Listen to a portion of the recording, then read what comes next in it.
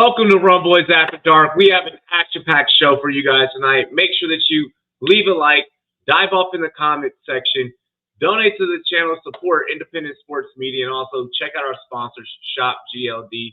You can rock your favorite team around your neck just like me. Get iced out with Shop GLD. Link is down below in the description. Woo, you can tell this is live.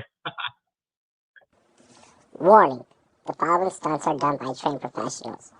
Actually, we're not trained. Robbie is just a dumbass and decided to do a drunken fantasy football podcast. The thoughts, opinions, and takes are ours and ours only. It is not our fault if you lose in fantasy football or sports gambling. Viewer discretion is advised.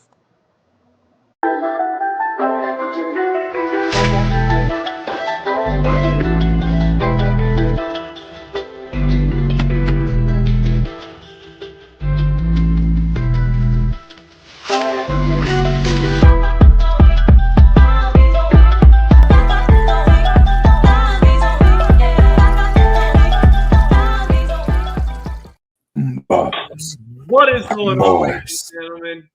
Welcome to the one and only Rumboyz Fantasy Network. I'm Rumboyz Robbie. That's St. Pat FF. Drop the mic, FF. What is going on? Welcome back, Pat.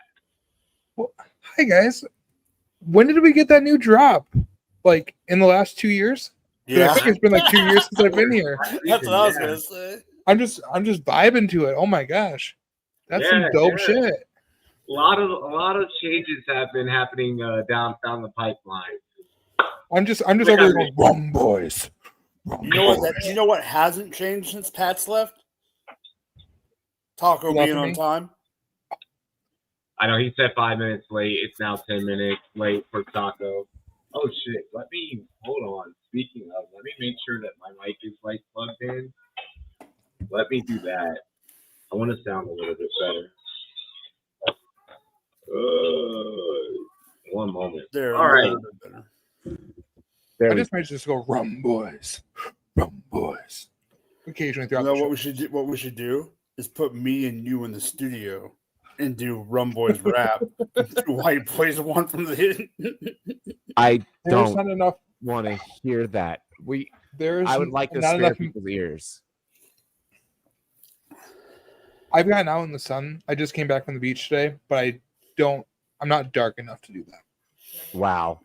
I'm not dark enough either, and I'll still do it. Cheers to me. Cheers to you. All the Rumboyz and girls want to do. Dilly dilly. Let's get it. You know my nickname, Fleming M. Woo. All right. So first things first, Mike, where do we want to kind of start this off? Like, well, I say we start with the cover boy and then jump in. Okay, so let's go ahead. Let's react to James Cook. We can do him. We can do him, and like you brought up, we didn't bring up the other guy that you were talking about, so we can bring both of those up in the question. Yeah, make those quick hits. Yeah. Take us away with your thoughts on James Cook. James Cook was the main thing that you really wanted to have on the show sheet. Well, it was just easy. James Cook was just easy to make a graphic for and go for it and have some fun on my lunch break. But this is a big deal because he was holding out. You didn't, did I think he was going to hold out throughout the season? No, this was a contract ploy. The question was, how much was he going to get paid? Was he going to get paid what he wanted, or was it going to go into next year, and was he going to be on the team? Well, he's going to be on the team at, what is it, 3 years? Yeah, they gave him like a 3-year deal, I believe. Yeah, I mean, this is good for Buffalo. This is good for the team. I mean, it is a little bit of a system thing where no matter who it is, they're going to score a certain amount of touchdowns. Is he going to regress a little bit in touchdowns? Absolutely. He's not getting 16 touchdowns. He's absolutely. I was off on him last year. I'm not saying I'm off on him, but he is. There's no way he scores 16 this year. 30 million guaranteed, by the way. 30 guaranteed. But he is a key cog in that team. They don't have a stud wide receiver. They have plenty of wide receivers. They just don't have an alpha wide receiver. Besides Josh, he is the alpha offensive player because other people that we thought were going to be at Kincaid haven't lived up to the hype yet. That could still happen. But this needed to happen for this team, and this needed to happen for Josh and James, obviously. So it's good for Buffalo. Pat? I love that James Cook got this deal done before week 2 of the preseason. My biggest concern with anyone holding out for any length of time is that they are not ready week 1, even if they sign that deal and come in. It's not the same working out with your trainers as it is working out with the team with those other 53 guys. It is not going to be the same deal. And so giving him an additional week or 2 with the team, getting those snaps in practice, it matters. It makes the world of difference come week 1 if they're ready to go. We've seen that in the past with Joe Burrow. When he doesn't get snaps in the preseason in any type of fashion, even in training camp, he comes out flat. And what have the Bengals looked like the last few years? Flat as hell. Yeah, like your middle school girlfriend. Opening up the season, yeah. So enjoy it. I'm hopeful with this that James Cook will be ready to go week 1, and you feel confident putting him in your lineup. Definitely makes James Cook a must draft for damn sure. I'm seeing way too many people kind of avoid James Cook for some reason. I don't agree with where his ADP is. You could easily have this as your RB1 on your team and be completely, perfectly fucking fine. It does affect Ray Davis. Ray is going to still get his touches. I think that Buffalo has discovered, we can play this 2-back system, and it worked for us. Then you also have the mobility of Josh Allen. You're not going to get 16 touchdowns out of James Cook, but you may get 14, 13, which I'm okay with. You don't need 16. Yeah, you don't need 16 TDs out of James Cook. If he can get you 1,000 plus 13, you're fine. So good on Buffalo. Teams need marquee players. Josh Allen, like you just mentioned, Mike, is really the only marquee guy there. That receiving core, no one's really box office, so to speak. Josh Allen is what makes everyone else, the superstar on that team. So you needed another marquee guy to be able to go out there and win you football games. And James Cook can go out there and he can put a game on his back if need be, whenever, Joshy Poo can't be able to get it done with his arm through the air. So I like this for Buffalo. I said it before. I'll say it again. If there's any time where teams like Buffalo and Baltimore can try and get over the hump, it's this year, and you need marquee guys in order to do so. Josh Palmer is not box office, you know it. I like Josh. He's not box office. So, question for both of you: if you're looking for a late stack, you get Josh Allen drafted early. You're looking for a late wide receiver to stack with him at the end of your draft. Okay. Who do you want? Who do you think is going to be that guy that come week 16, week 17, wins you your championship games because you stacked with Josh Allen? Where we have that? Yeah, don't bring that up. We have that as a topic here. Let me actually. What I forgot to do is send. Yeah, we'll wait on that, Pat. I forgot to send you the link. I forgot to send Pat the fucking show sheet. Like I'm like all drafting stacks is on the show sheet. Yeah, it's a whole segment. It's a whole segment. Yeah, I just sent it to you. I just sent you the show sheet. But I love where your head is at for this episode. I fucking love it. Without me sending you the show sheet, your head is in the right place. It's not up no one's ass. It's not right where it needs to be. It's not up no one's ass. Right in the center. Not no one's ass.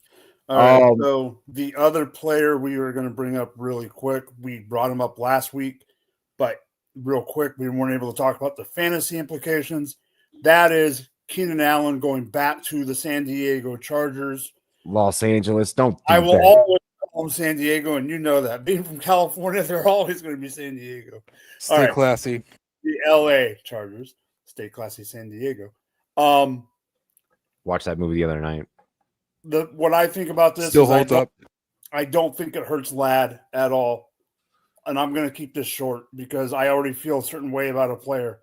To me, this already exasperates what I already think about QJ. But I do think it hurts Trey Harris for his rookie year. But to me, this puts. I mean, I forget the exact number. This is something that St. Pat probably knows because just the way he is. He had I think it was around 100 targets with Chicago last year, and it didn't even seem like he did. It seemed like he was a little bit slower than normal Keenan, but back in that system because of who his quarterback was. That was not Keenan. I know. No, I say he looked a little slow. He is slower. He's getting older. He's not in his prime anymore. But here's the thing: the Chargers didn't need prime. Mike Williams retired. They needed another body. They needed someone that can catch. He can catch. He has a rapport with Justin Herbert. So, Quentin Johnson, I am sorry. You are not on my draft list. He was never going to be on the draft list to begin with. Trey Harris has actually been having some troubles, a case of the dropsies in practice. He's turning into QJ. Yeah, it's I don't know what's happening at the whole wide receiver 3 position with Los Angeles with the Chargers. But I think that this does affect Vlad. Because Herbert and Allen have a rapport. It might actually help. And I think it's gonna be a double-edged sword. There are gonna be games, there are gonna be weeks where it is going to be a Keenan Allen week. It is going to be a Keenan Allen game. That's happening hands down. I'm letting it be known now. I have another question, but I want Pat to go first just in case he takes the take. Lambert, hey, War Eagle, shout out. Go ahead, Pat. I thought there was a question for me. No, I want you to. I have a question overall, but I want to make sure you don't do the take. No, I'm good. Keep going. No, go ahead. No, give your take. I didn't have anything ready. Oh, okay. My question is, well, now I don't even know what the question was. Oh, does the way it for you and Pat, the way it affects Ladd, do you think this is a situation where Ladd ticks up in catches because Keenan's going to get double teamed a little bit, but Keenan's going to get the majority? Is Ladd's touchdowns going to go down, but his catches and his yards go up, but he doesn't have the touchdowns because they go to Keenan? It's a Cincinnati situation, I feel like. I think you add in that right now, it's Ladd McConkey's offense. It's not Keenan's. Keenan's going to be in there. He's going to run in the slot. He's going to play his game. He's going to be a safety valve for Herbert. But it is McConkey's offense. Which is what he is the alpha in that team. So having a solid number 2 right there is going to benefit him and benefit that offense more than anything. Okay. Perfect. Okay. Well, we'll see. We'll see. I think that Keenan is going to be moving up and into my rankings just because of chemistry alone. I want to get rid of this fucking big ass ad on top of the screen first. Get out of here. ESPN, your website's so trash. Do. Dude, I all of my leagues are on Sleeper except for one. They won't move over to fucking they won't move off of ESPN Fantasy. I'm like, guys, please. At least you're not playing on Taco's favorite platform. No, I am not playing on Yahoo. I do not play on Yahoo. I refuse. I fucking refuse. I'm in one on there, but that's because it's my buddies. Let's see here. Let me bring up this tab here. I want to get reactions, and this is actually like the perfect crew to kind of run this with. Yeah, because we know Taco. Taco would say, "Where's Rutgers?"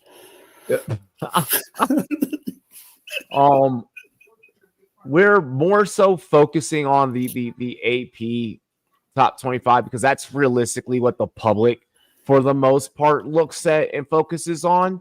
Mm-hmm. I have some thoughts of how a few teams got treated, a few programs got treated. The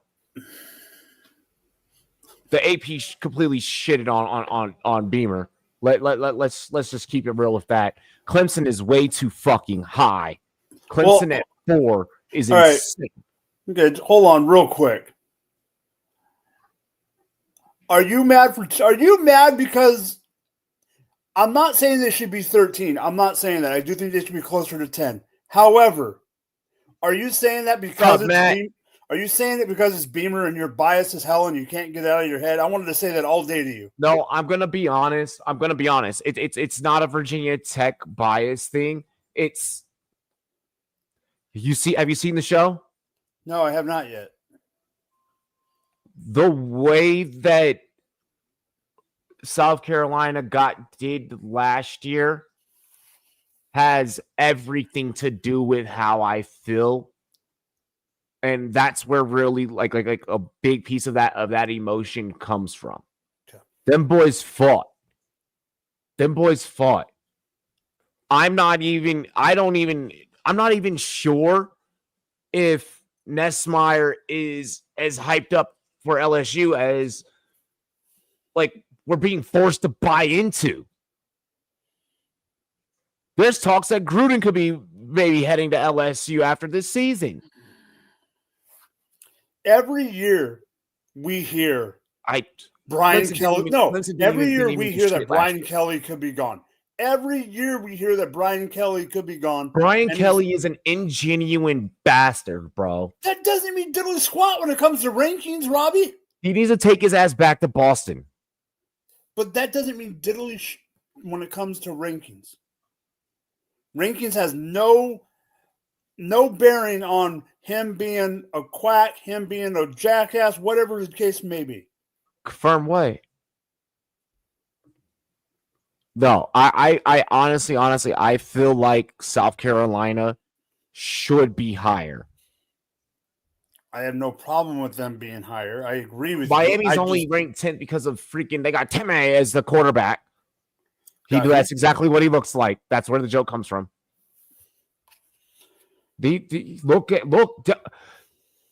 Hold side by side pictures and tell me that I'm not right. Well, Carson Beck's just Carson Beck. Like, I don't the weeks and then LSU is going to have 3 weeks, brothers. I'm actually excited for that. I'm excited for that. Well, here's the thing about your Miami take. We're going to know very, very, very soon. Matt doesn't have a membership now. We're going to know very soon because on August 31st, the Sunday of Labor Day weekend, Miami's first game is against Notre Dame. We're going to know very out soon. the gate. But Notre Dame's far from pretenders. All over them. Like they could both be total shit. They both could. And be playing each other in that game. And everyone's going to go, oh, whoever wins is going to be great. And it's like, no. We've seen Notre Dame come out flat to start the seasons. And those are their toughest games until they get to like the last 2 weeks of the season. I'll be honest, they got a good quarterback, but I still think Arizona State's a little too high. Yeah, I think Arizona State's a little too high. That's what I'm saying. South Carolina got hoed, bro. That's why I don't mind if they were like, if they would have, would you be pissed if they swapped with ASU? I would be okay with that. Like, I feel like how high do you want them to be? And don't you say top 7. I was about to put in where Oregon is. No. But I also fucking hate Oregon. I hate Oregon too. But no. The Oregon thing is biased. All right, Pat. Let me have the floor for a second. I'm glad we have Pat here. This was even before Florida's not winning a natty. This is even before what happened today. Because I've been hearing it on social media. I've been seeing it on social media. Pat, Is Michigan overrated at 14? They should be lower. That's a big debate right now. But I mean, even before I'm a Michigan fan. I know. I know, but I'm saying it because you're up there. I'm just saying because you're up there. Even this within Michigan Facebook groups, within any of the commentary, no one here cares. Really? No one cares. DJ Lagway's terrible. I'll get on DJ in a minute. No, DJ Lagway is not terrible. But when it comes to do they not care because Harbaugh's not there anymore? The Harbaugh, 10 years on Harbaugh means nothing to them. 8 years on Stallions means nothing to us. Yeah. We don't care. We have a ring. Who's your allegiance with? Do you have one? Michigan. But for football? Yeah. Oh, okay. But we don't really care because it's not changing anything. Sharon Moore is going to sit out one additional game in 2026. Yeah, that's it. That's the new information. NCAA told us our title's legit. People were giving away our signs to Ohio before the game. They gave our signs away to Penn State. They funneled all those things. And we did it. It's A&M, I feel like, is pretty low. I feel like A&M is pretty low. Mm-hmm. I think Ole Miss. The one thing I would have liked to have seen, and I'm saying this while gritting my teeth, I would have liked to have seen Ohio at 2, just for the sake of week 1 being able to really push that Fox noon Saturday Texas-Ohio matchup. 1-2 game. A 1-2 game to open the season. I think the reason that they're not number 2, the coaches did it that way though. But I think there's only one reason that Ohio State is not over Penn State. One reason. What's that? Drew Aller. Comparatively to not knowing what's going on in Ohio State. That's the only reason. And that's fair.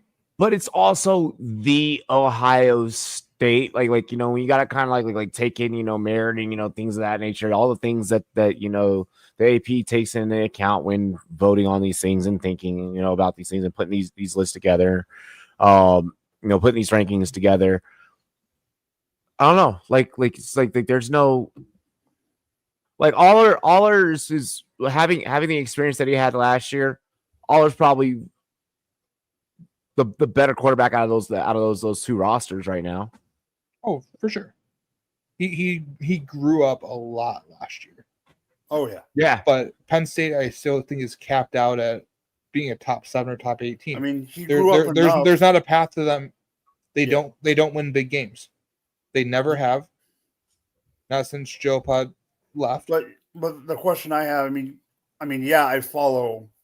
You know me, Pat. I follow everyone. But I'm also asking you because you are in that part of the country. Even though my favorite team is in that division or that conference, my favorite team is in frickin' Southern California, UCLA.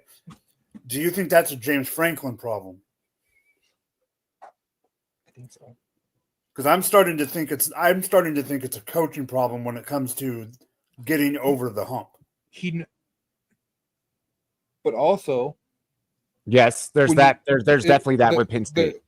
For sure. They struggle when one thing goes wrong in those big games. How do they bounce back? How do they respond? Look at the game Drew Aller's freshman year against Michigan.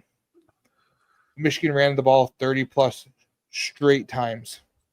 They told them, we are literally just going to kick it down your teeth.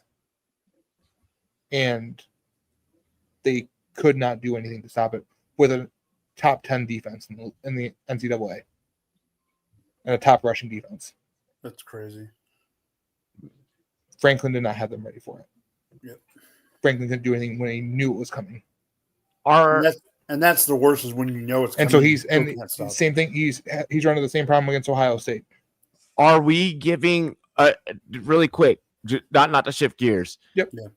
Tennessee and Boise State. Is Tennessee not getting enough credit I feel like Tennessee could probably be a little bit higher. Can I ask you why? I just really, I really feel like when you're playing in the SEC, like what they were 9-3 last year. No, 10-2 or something like that. I think the reason they're lower is for the same exact reason Because we were Nico. talking.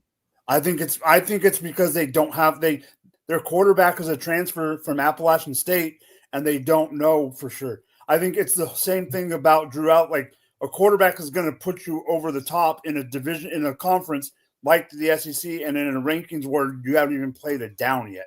Yep. Give it 1 week, and we'll see these things shake out quite a bit. If Tennessee goes out and wins, it doesn't matter if it's North Carolina, Greensboro, Tech A&M. If they go out and Boise put State, or go ahead. I'm sorry. No, I'm just saying. But then Boise is there right now, in my opinion, purely on reputation of being that team from the, they could be out week 1 and they could be back in week 10. But if they keep going, they could move up. They lost Genty. They need to re-solidify themselves. They're there, in my opinion, right now on reputation. I feel like that's purely a reputation pick. I feel like that you could have like looking at Boise State's schedule like this year. I was like, God, I was like, why? Like I left myself asking like why the fuck? The last year's schedule was the same exact thing, and it's pretty cheeks. I'm not. Yeah, and I feel like Texas A&M should be higher. I feel like South Carolina and Texas A&M got hosed. That A&M defense is gonna pound. That A&M defense is gonna be nasty. I don't agree with what I'm about to say, but I'm gonna say there's some people across the country that would say that Indiana might need to be higher, but then there's some people that say Indiana would have to be lower because it's purely on what happened last year. And now Rourke is gone, so it's a new quarterback. Exactly. So that's my thing with Indiana is that Rourke is gone. So I highly question what they're going to be capable of. That defense can go out there for Indiana and that any given Saturday and win games. So there's also that with Indiana. They're a team that can that will make you pay for turnovers at a high clip. Indiana, I feel like Indiana is not going to get the credit or the recognition to be higher. It's going to be it's going to be an uphill battle for them. They're going to have to beat the best of the best. That was the same way last year. Yeah. It wasn't until the last 2 weeks of the season where people were actually, oh, they're still undefeated. But we're still going to rank you down with the Boise. Yeah, they did that. We're still going to continue to rank you that way because you got a cupcake Big Ten schedule, which I don't know how in generated schedules they had that easy of a schedule last year. My thing with teams like my biggest glaring example is like Clemson. You didn't even fucking finish in the top 25 last year. That shouldn't mean squat. I feel like it should. There is some merit to that. Why? It's a different team. Do we think that Clemson returns to the top of the ACC? Is the ACC that strong? The ACC is weak as shit. The ACC is the weakest that has been in years. I know I'm joking when I say this. I am honestly shocked just because of the way people kiss people's rear ends that number 24, number 25 isn't the freaking North Carolina Blue. Okay, let's have that conversation. I'm not saying they should be. Let's have that conversation because They shouldn't be. They shouldn't be. So let's talk about celebrity coaches. Does North Carolina get into the top 25 eventually? By the end of week 3. Yeah, they do. Does Prime and the Colorado boys get into the top 25 at any point? They can fall out of it. I don't think they stay in it. I think they do get in at some point. They get in. They were close to getting in on the preseason rankings. I think the insecurity at quarterback is part of it there. Yeah. I mean, is it going to be same is thing it for gonna- offensive line though? Yeah, I mean, is it going to be Salter or is it going to? I mean, they're saying it's going to be Salter, but Yeah.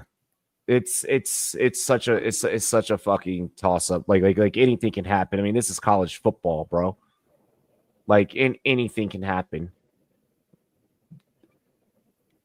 Is Bama still the cash crop, the cream of the crop of SEC football? how can they be when they're behind a couple other teams? Georgia's ahead of them. Do they return to I think greatness? they're the measuring stick for greatness. If you're above them, you're great. If you're below them, you're not. I'm okay with that. Okay.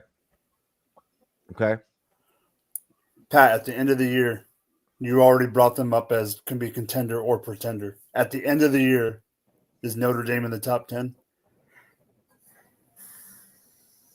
I'm gonna say yes. I'm gonna go yes. I'm leaning towards yes. I think that their schedule gives them space to make mistakes and learn from them without the win-loss column showing it.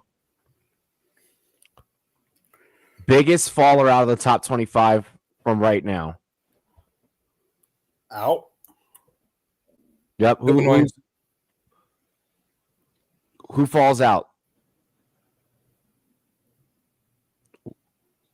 Or who do you feel? How do I say it? Like, Who drops the most?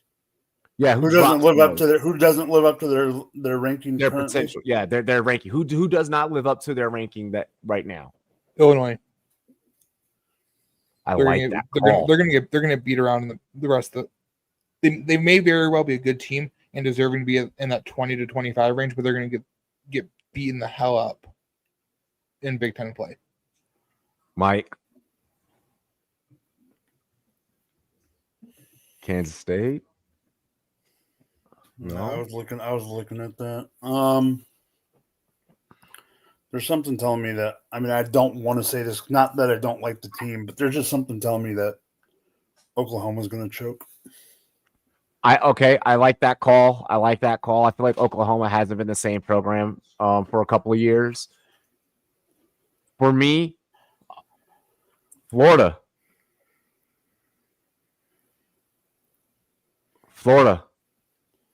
I think it's a Billy Napier problem and not a DJ Lagway problem.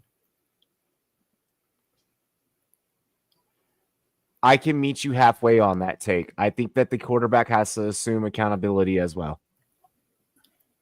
I don't think that from just what I see on film of Lagway, I can't say that's pure coaching. There are some reads and some mistakes and some turnovers that it's like, that's on you, buddy. That's all you. There's some costly mistakes. I'm out on Lagway until further notice. I'm gonna keep it honest. I'm very high on Sellers. I am extremely high on Sellers. It's seeing the way that kid overcomes his adversity and the way he bounces back after making mistakes. I'm just like, I'm completely sold. I'm like this kid has it. Like he has that it factor, you know. Dark horse for national championship, 2 teams. Don't give me the typical like I don't want to do like the whole like, well, here's my prediction of who's gonna make it. Nah, let's get some cool shit. Dark horses.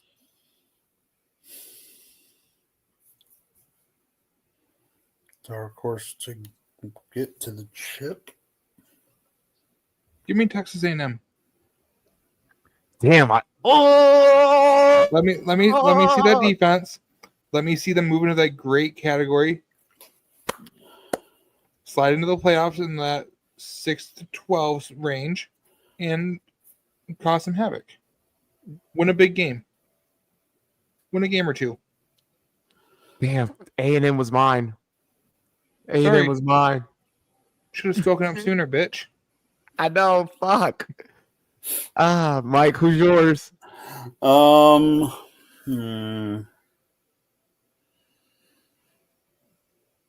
Who am I gonna pick? That defense for A&M is nasty. If y'all haven't seen Texas A&M on film, that defense flies.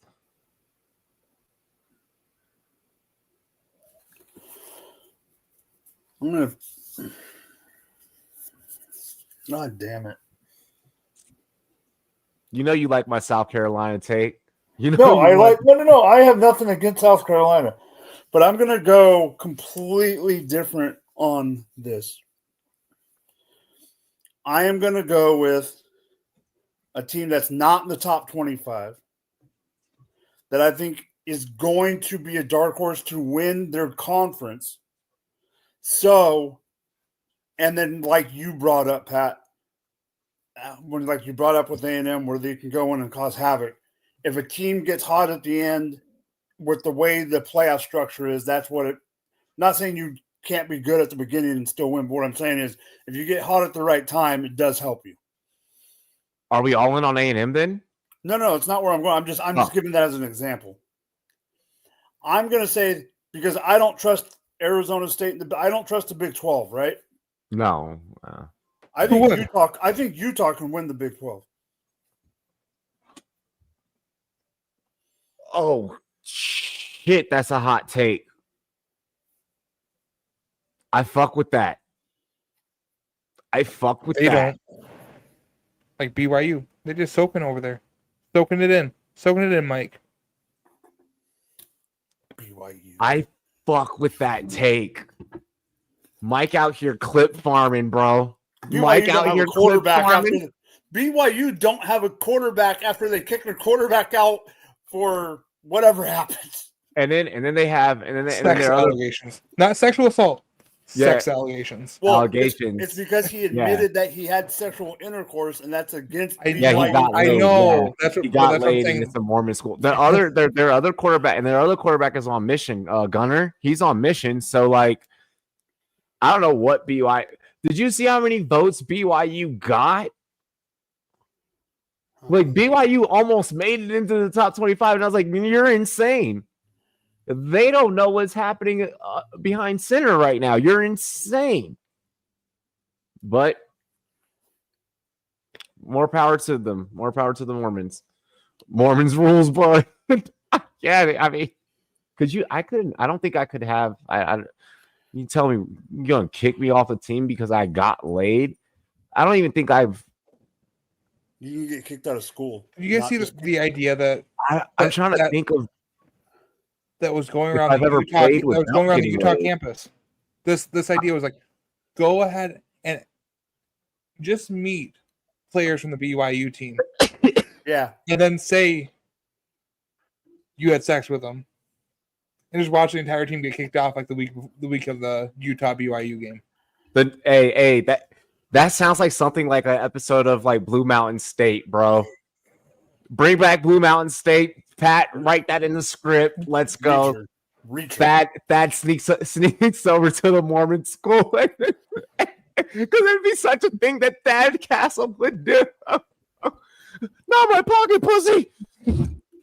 For those that don't get that reference, if you have not watched Blue Mountain State, you need to watch it before the season starts. You need to watch Blue Mountain State before the season. Always watch BMS and always watch the league before the season starts. Watch draft day before the draft. Yes, and watch draft day before the NFL draft. All righty then, fellas. Hey, that was good work. That was good work.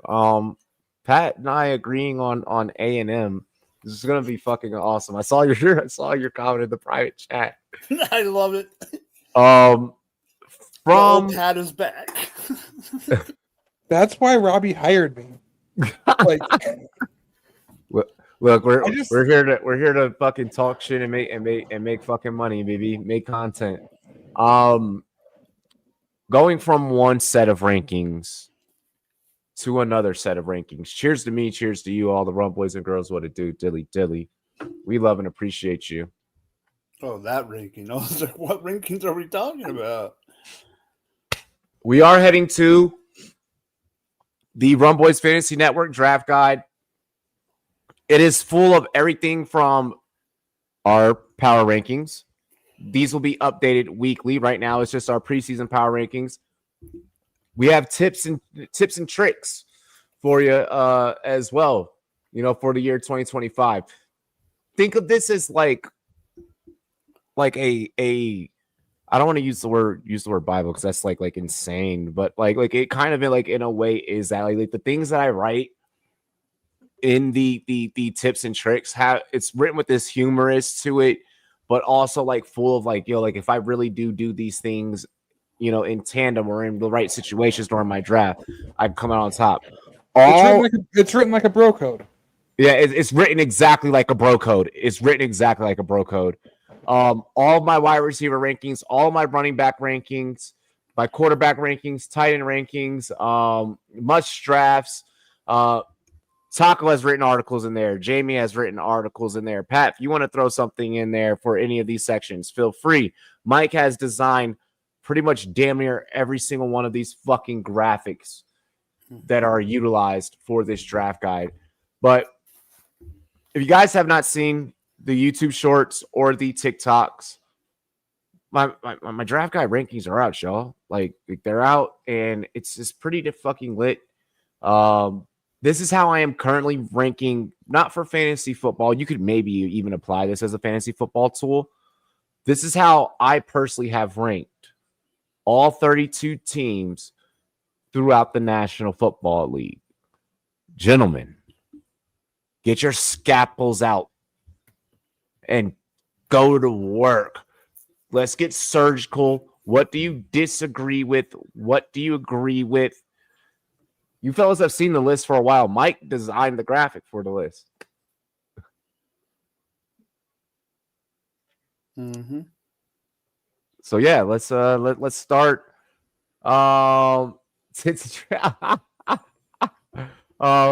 Mike, you want to take us away?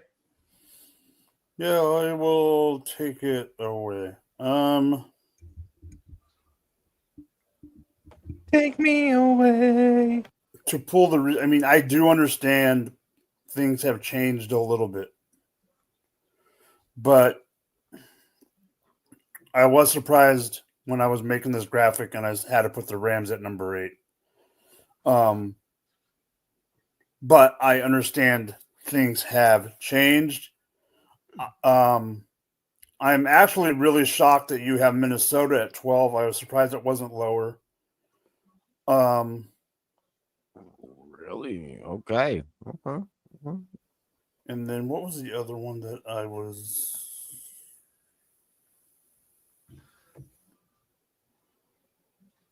I agree with you about Chicago. There was another one that after Chicago what we talked, was very hard to rank. But there was another one after we talked last week about rankings that I was surprised. Like when we talked about division predictions, I was surprised you had them where you had them, but I can't remember who it was, and it's driving me insane. Was it Cincinnati where I have, or no. Is it I think it's the West. It's where I have San Francisco, I think. Yeah, it is. Yeah. Yeah, I was gonna. That's that entire division. I feel like. Robbie, explain yourself. That Go division. ahead. So at the time that I did this, mind you, I have to say this, Pat. He said it last week in our predictions that the Niners were going to be last in the West. And that had changed. So I did this before we did the division prediction episode. Yeah. When taking this into account and building this, I did also look at other, kind of like to kind of see like what the landscape is, just around conversationally. So I did kind of take my peers into a little bit of an account.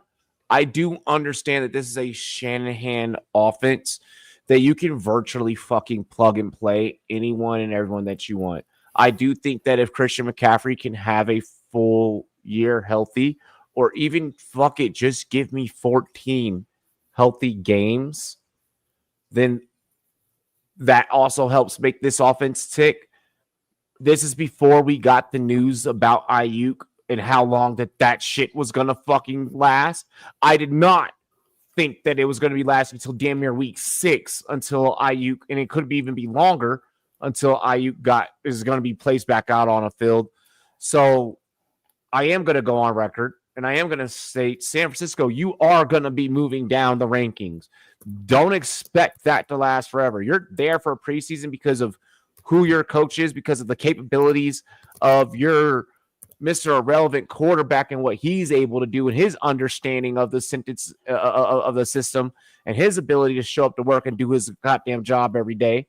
But I don't know about, the abilities of what Juwan Jennings is going to be. George Kittle's getting long in the tooth. Juwan Jennings also hasn't been very happy. He's going to play on his money and he's going to deal with it. But this team does have a lot of question marks. I could see myself very easily, especially just because of the defense alone with Seattle. I could see myself getting ready to move Seattle up. And it was brought up by Seattle Seahawks fans were not happy on TikTok. If you guys follow me on TikTok, the comment section has not been holding back lately.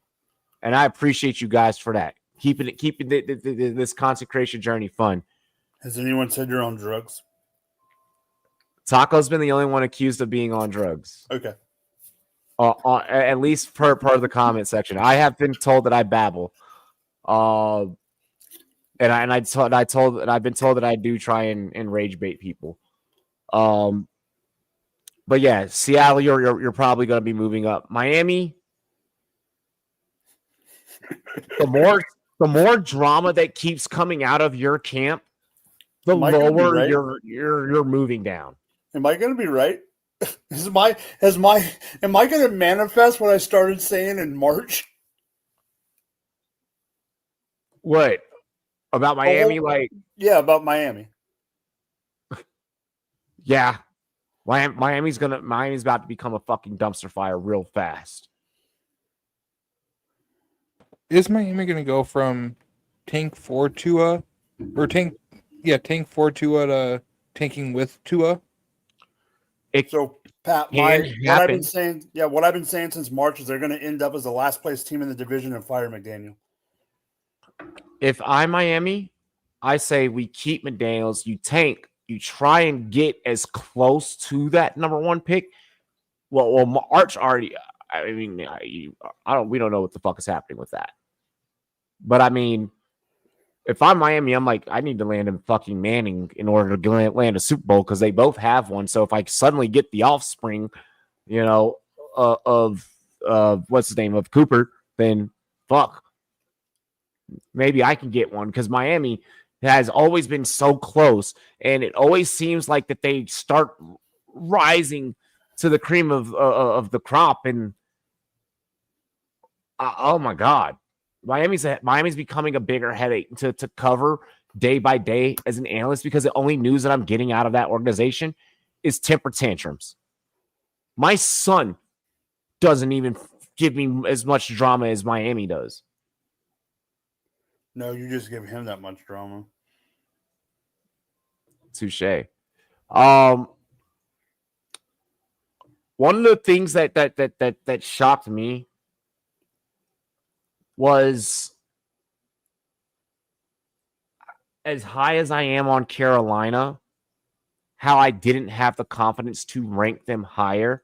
But I think as this project goes on week by week by week, I'm going to be moving Carolina up. As they get wins, they're going to be moving up my board. I said this 3 episodes in a row. That's previous season momentum, that end of season momentum is a real thing in the NFL. If you don't believe me, go look at the Kansas City Chiefs when they decided to go ahead and place Patrick Mahomes into the damn lineup. Bryce Young, we knew that it was going to take a minute, especially because of his size. It's what do you coming mean along. momentum when we put him into the lineup? As soon as y'all put him, I mean, y'all already had momentum. Y'all was already sick, but as soon as y'all threw him into the lineup, it was like, oh shit, that's a Super Bowl team. And he played one game that rookie year. You know, I'm saying, In general, I know what you're saying. I'm not saying that Bryce Young is going to fucking be Mahomes, but I'm saying that, hey, this team actually is going to, because they're going to have the ability to play team football. No one is actually more important than the other, and no one is like having this diva-esque mindset. And the addition of Tet, I think Carolina can easily get second in this division.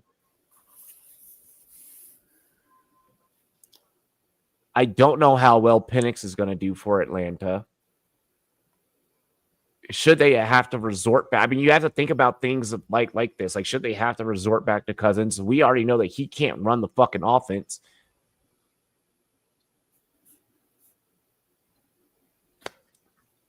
Cousins doesn't do well with motions. So, and that's all that offense is. There's like fucking 3 different motions, 6 different motions before the snap. So, I mean,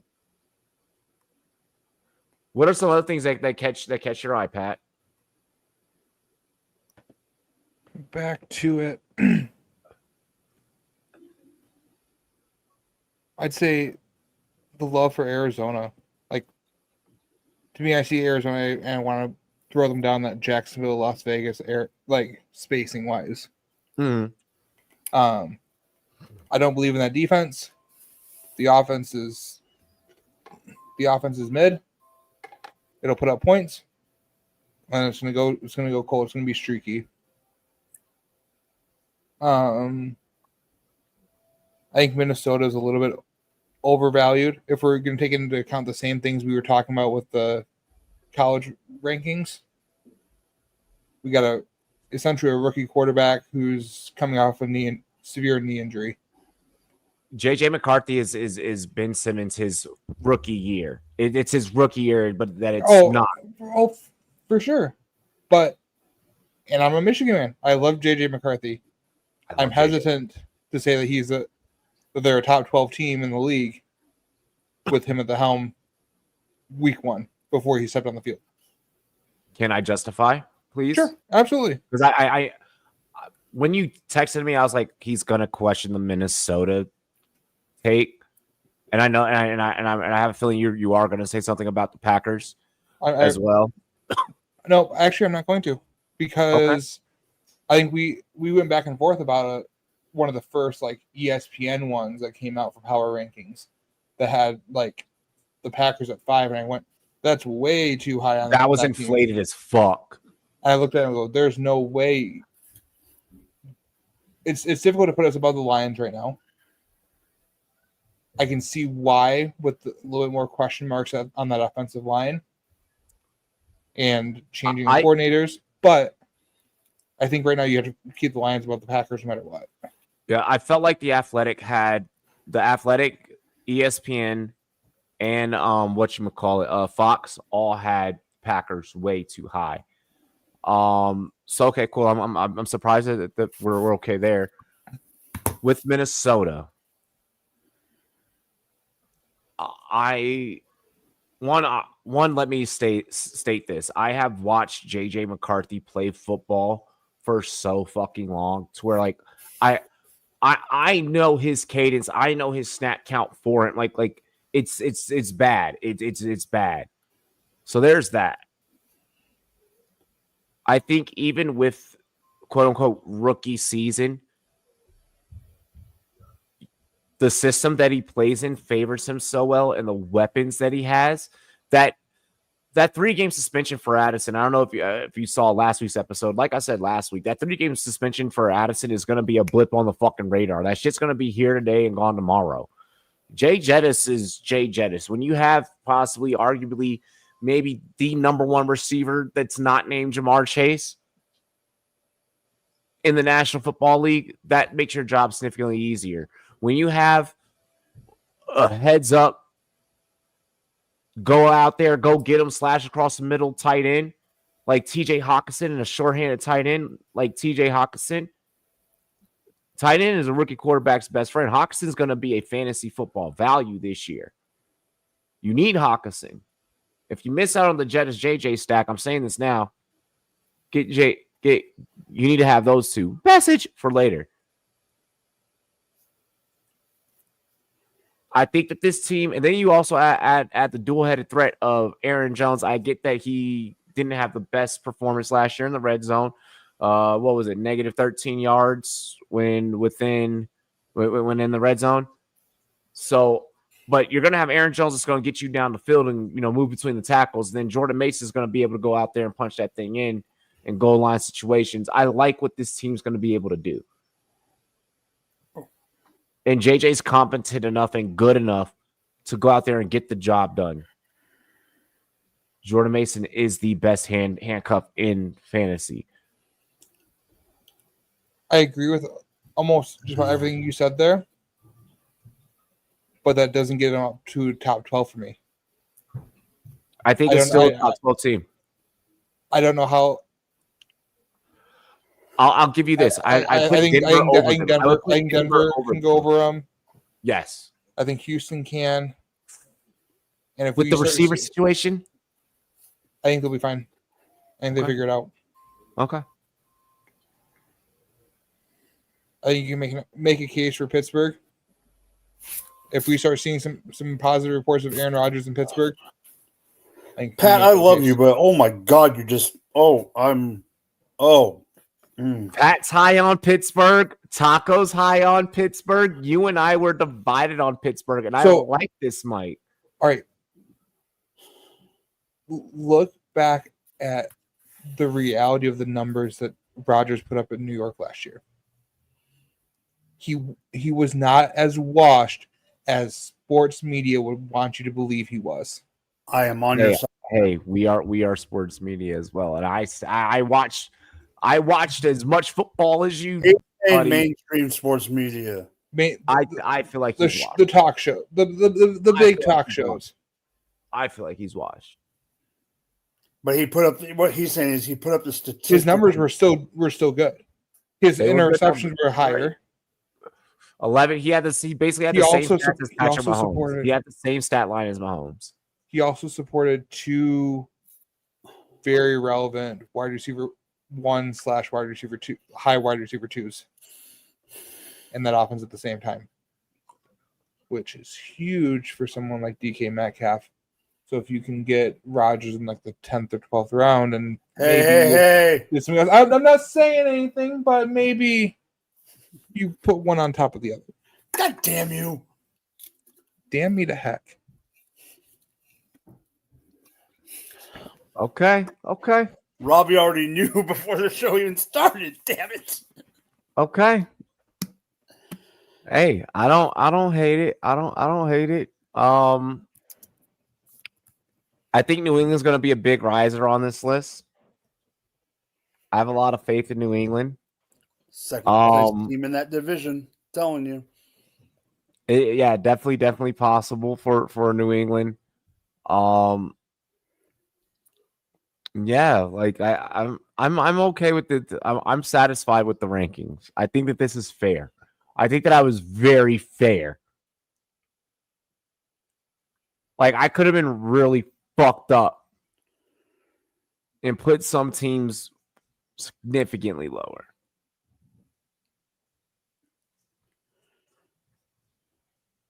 Like I could have let my own independent biases, if you let your own, let's be real, if you let your own independent biases play into the fact, where would the silver and blue actually be? I think Dallas is right, is proper. Okay. I think that Dallas is proper just because we don't know. Dallas at 17, we don't know what Schottenheimer is going to do. Did you just basically keep the same system? How does Dak look coming back off of injury? This is the 4th most penalized team in the National Football League. I don't think that they exactly just magically figured out the cure to fucking being the 4th most penalized team in the league. Every year. Every year they are one of the highest, most penalized teams. It's not a one-off thing. It's No. who the Cowboys have been since COVID. You know, the offensive line, what was 28th, I believe, like 28th, like 20. Yeah, I believe it was like 28th. You couldn't keep the starting quarterback upright, and you couldn't keep the backup upright. You're terrible in run protection. Great in pass pro. For some reason, Dallas loves pass. Can't run the ball for shit. Javonte Williams isn't the answer. Jadon Blue's not the answer. The Micah situation, it doesn't seem like it's getting any better, to be honest. That situation is getting worse. While we're hearing that fucking Terry might take $28 million per year.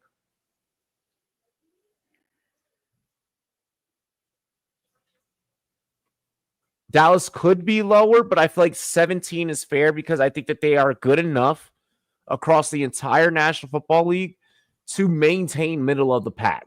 I think they maintain just that. Boys, with that offensive line, we don't fucking know. We don't know how the goal line situation is going to work out there. We don't know if they're going to be able to keep the quarterback standing.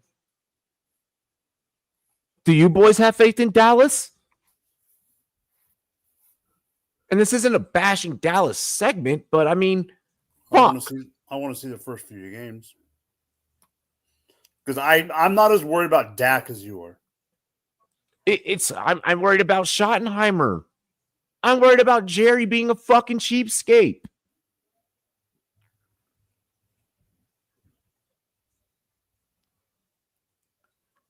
The only reason why they don't have an established high-quality pedigree head coach is because Jerry's a fucking cheap bastard. Well, I don't know. No, it has nothing to do with him being a cheap bastard. Nothing. You mean to tell me Jerry had options to whip out his checkbook at any given point? Pat, why am I saying that it has nothing to do with the pocketbook? And I'm sorry, when Jerry croaks, Steven's not going to be much better. It's because he won't give up control. Yeah, true. Yeah. And it has nothing to do with the money. Coward, Belichick, all these. If he would have given up Saban, if he would have given up. That's why Bill left. That's why Parcells left. If we remember, Parcells was like, I can't fucking do this. What have I been saying for a couple of years? They won't do any. He is turning into who, Robbie? Dan Schneider.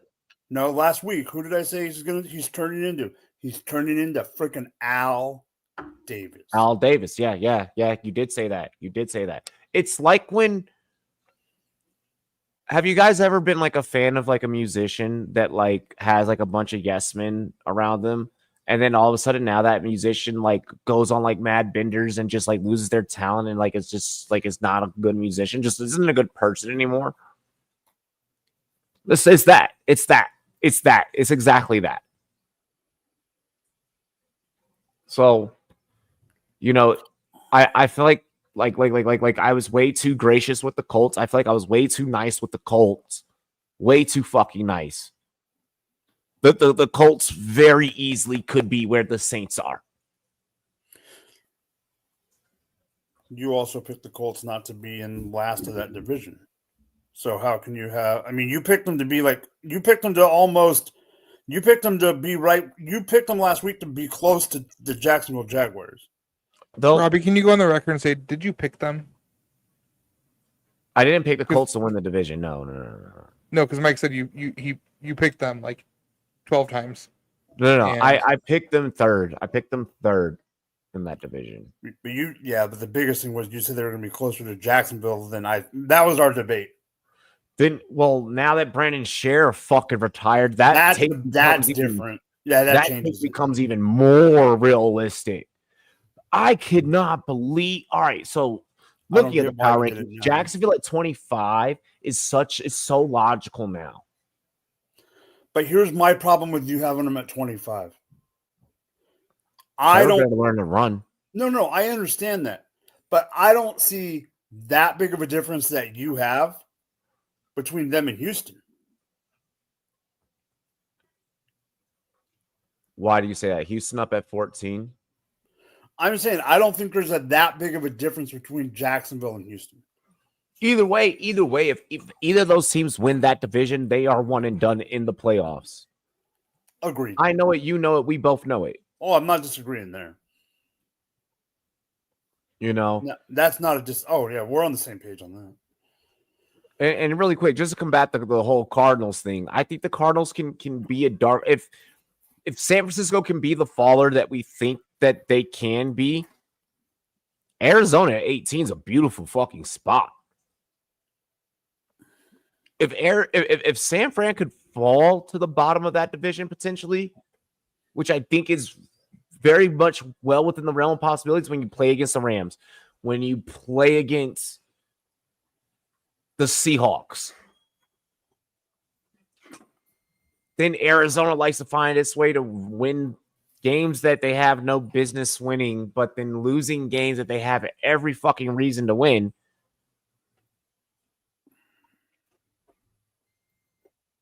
I'll go on record right now. Arizona and San Fran split. Arizona and San Fran split. That's, to me, that's not even hot take-ish, because in division games, it's not hot take. I'm just going on record. I'm saying in division matchups, I expect them, unless it's a major difference, I expect them to split.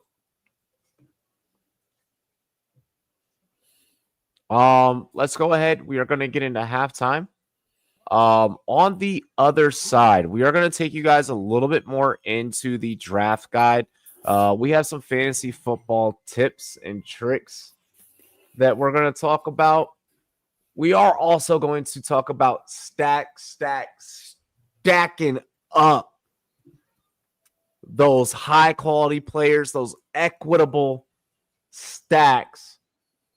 You know, you don't want to spend too high, but you want to find out just where the price is right. I may We're going to work it out for you. Yeah, all that and much more on the other side. Gentlemen, anything else before we get into? Nah. I'm ready. Cheers to me. Cheers to you, all the Rumboyz and girls. What to do? Dilly dilly. We will see you in a few. C-O-K. Take them away. No pressure. Hey, come take a trip with me, little babe. Take a trip with me. I said, take a trip with me. I said, take a trip with me. I said, take a trip with me, little babe. No pressure.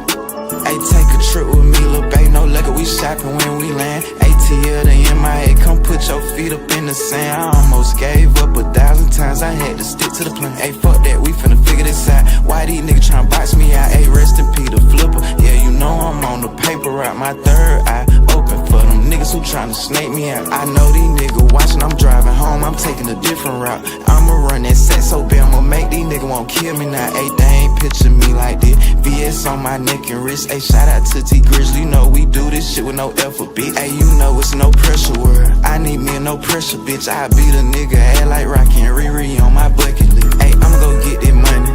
I'ma go get a bag. I'ma go get that money, my nigga. I'ma go get a bag. I'm pulling up with my brothers, we back to back, we paper tag. I'm thumbing through them blues, I'm riding around the city, I'm bumping sad, bitch. I'ma go get that money. I'ma go get a bag. I'ma go get that money, my nigga. I'ma go get a bag. I'm pulling up with my brothers, we back to back, we paper tag. I'm thumbing through them blues, I'm riding around the city, I'm bumping sad, bitch. I'ma go get that money. If I don't, it's still gon' come to me. Lowe's in the living room, right now I don't want no company. Still with my day ones, how it started, like it's supposed to be. Trap a nigga, pull up serving bowls, bumping Joe to see. I pull up that, Reebok got that. No, this ain't baby. your 4 pockets fat. Bout this no pressure shit, I'm dying, bitch, I'm sliding bout this shit. You want the recipe, get you a brick of shit, get rich. I got a rollie on my wrist, I'm chasing pay, can't chase no dick. Top of the top, I'm up early, I'm working hard, I'm getting rich. A marathon for that paper, I'm bumping sad, I'm bumping nil. I'm pouring double cups of real, little bitch, but you know I'm a crip, no pressure. Ain't no pressure, big business, kill 'em all, leave no witness. Pockets filled with blue, rest in peace, dog, rest in penis. And lil' bae, she fuck with a kid, she say that she gon' try heal me. Pouring juice in double cups, when I get in my feelings, no pressure. Hey, I'ma go get that money, I'ma go get a bag. I'ma go get that money, my nigga, I'ma go get a bag. I'm pulling up with my brothers, we back to back, we paper tag. I'm thumbing through them blues, I'm riding around the city, I'm bumping sad, bitch. I'ma go get that money, I'ma go get a bag. I'ma go get that money, my nigga, I'ma go get a bag. I'm pulling up with my brothers, we back to back, we paper tag. I'm thumbing through them blues, I'm riding around the city, I'm bumping sad, bitch.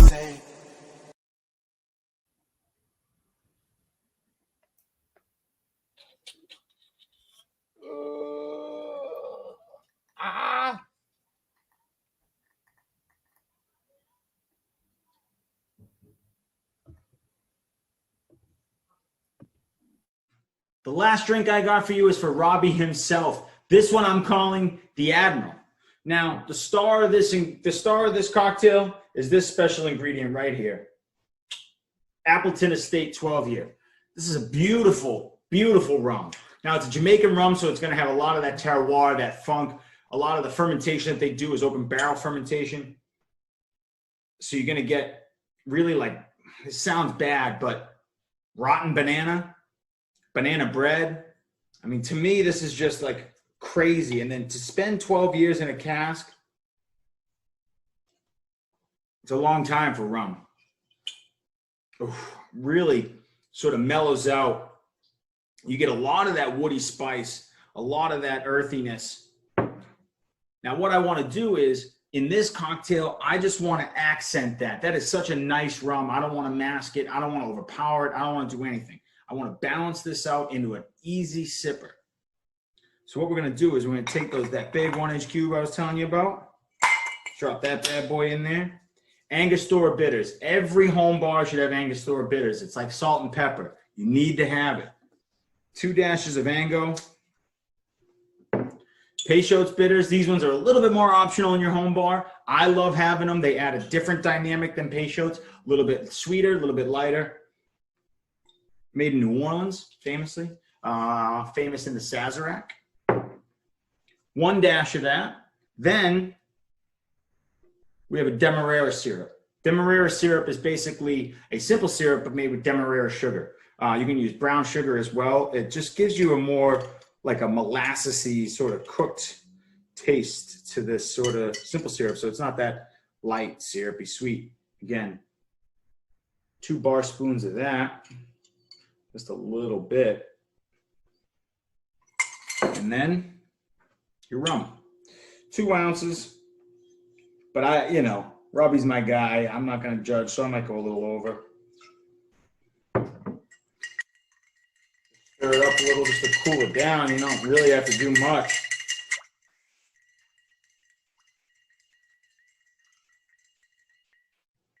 Now, this drink's like an old fashioned. If you want to garnish with an orange, you certainly can, but I think it's beautiful as is. Nice, rich, complex, a little crazy, just like the Rumboyz. Cheers to you.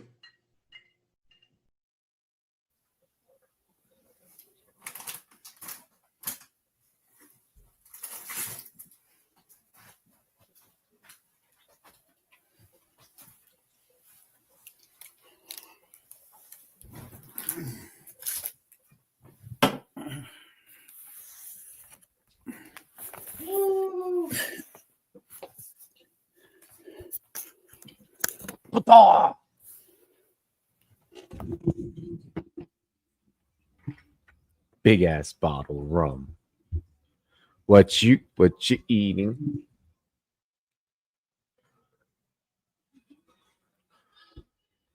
Oh, okay. So really quick, chat. Our boy Aiden is not tuned in right now. That like it's strategic gatekeeping. So like I'm okay with it. He's not in the chat right now because he's literally at a fucking draft. So, and when you're live streaming, the captions at the bottom don't play, so he can't even like and the captions aren't accurate, like, you know, with YouTube, like as accurate. You know, I know I'm the one who edits our videos.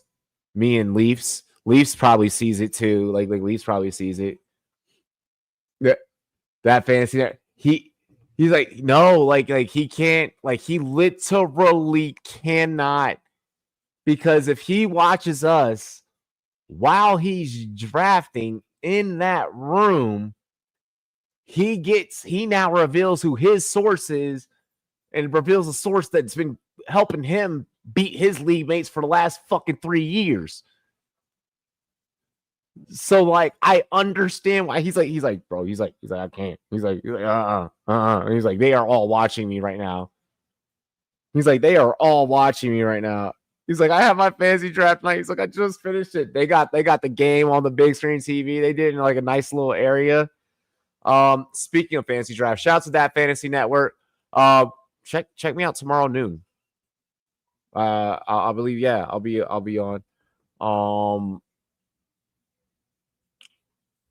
Want to talk about some tips and tricks.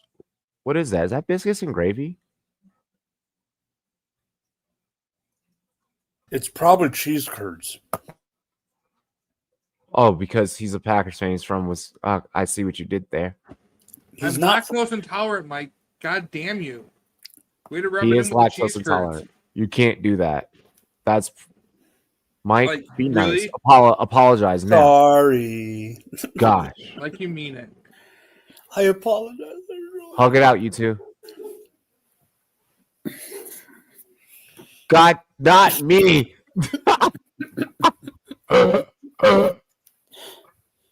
He still hasn't answered the question. It's I know, I boneless still want barbecue him. chicken bites. Oh, barbecue chicken bites. But That's fire. but that's ranch. fire. You probably see the ranch. Isn't there dairy in ranch? I'm not actually lactose intolerant. Ranch does not fucking go on chicken wings. You are diluting the flavor of that sauce, sir. It's a Enjoy the frozen- sauce. Enjoy the It's a sauce. frozen honey barbecue. It's a frozen chicken wing. Just enjoy the sauce. Just enjoy the sauce like a normal human being. I'm enjoying the sauce. I'm enhancing the sauce. Pat, if you come on stream and we have to do play-by-play, football and chicken go together. All right, chat. I'm making this take very well known.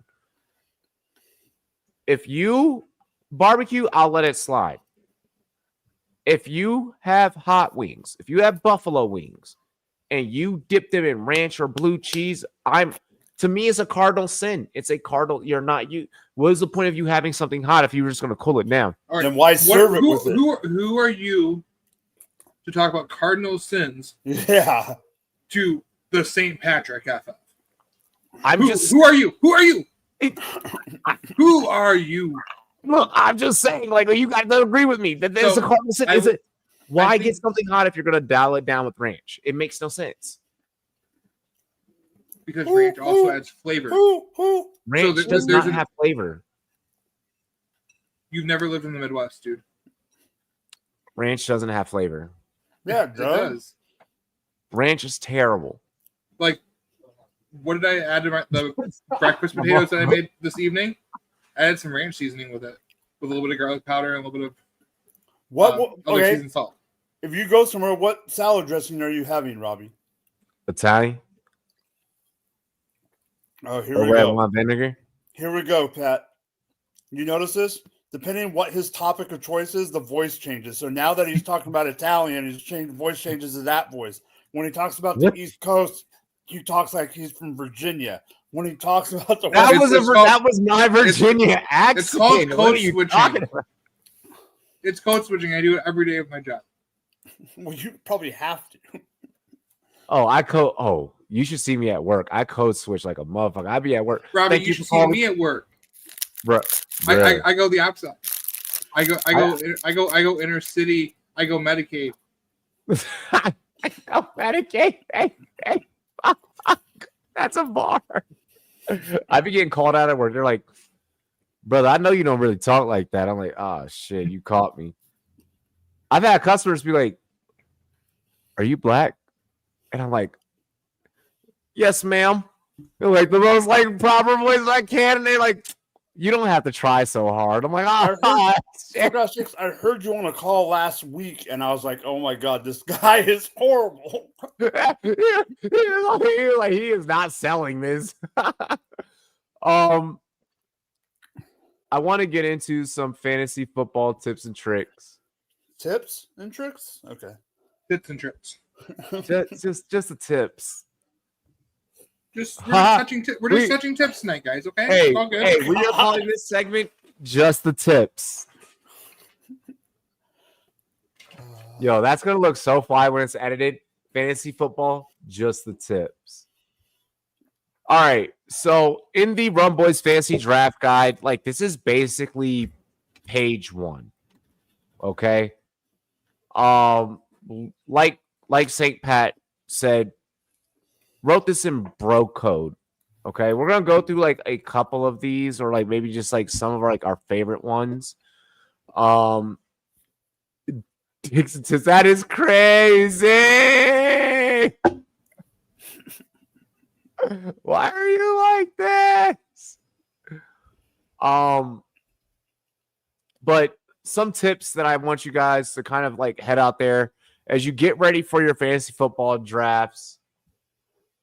I'm going to start off with number 1. Fellas, feel free to like you guys have the document, so you can scroll through and like pick which ones that you really, really like that you want to highlight for people. I'm going to highlight number 1. ADP is nothing more than a guide.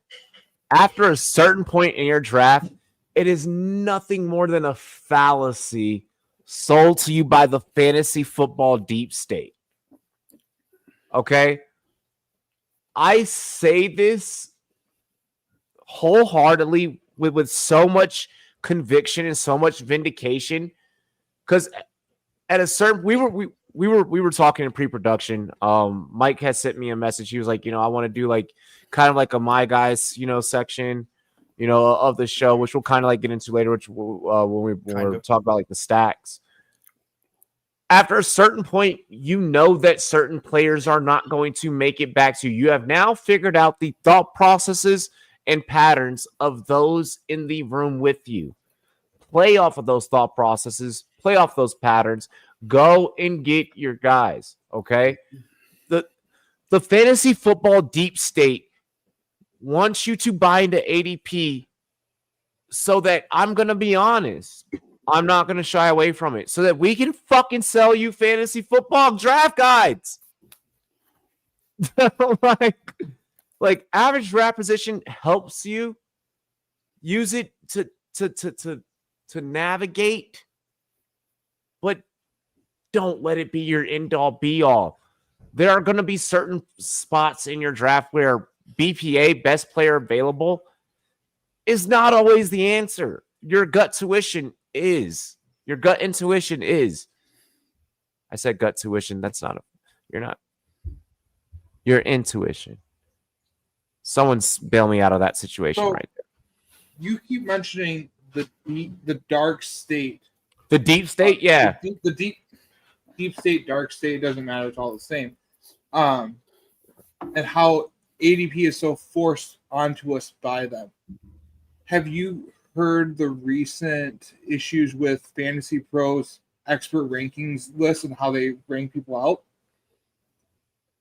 People were gamifying the system because of the way it rewards being closest to the exact number for each position. However, what that fails to help with at the preseason is how well someone does for outperforming their ADP. Yep. And so once you get out of the first 6-7 rounds, everything after that, you're looking for that upside. You're looking for that league-winning, beat everyone else out of the 11 other teams in your league. You're relying on knowing ball. So, along with that, so that goes into my next point of what else does the deep state try and tell us that is different. Point number 12. Sometimes the best handcuff when a player is injured is the handcuff of the enemy. The worst thing that I think, in my opinion, that ever got popularized in fantasy football media is the term handcuff, because it misses the point completely. The point is there's value in backup running backs. You have value in having your own. You have safety. You have insurance. But you likely get a worse player than your starter. Yes, Aiden. Compare it to potentially getting 2 starting running backs by having the handcuff of your enemy. Now you've got options. What is the best thing in fantasy football? Options. I'd rather have start-sit dilemmas than to have dilemmas of good players versus dilemmas of which wide receiver 6 am I considering throwing out there on my team this week?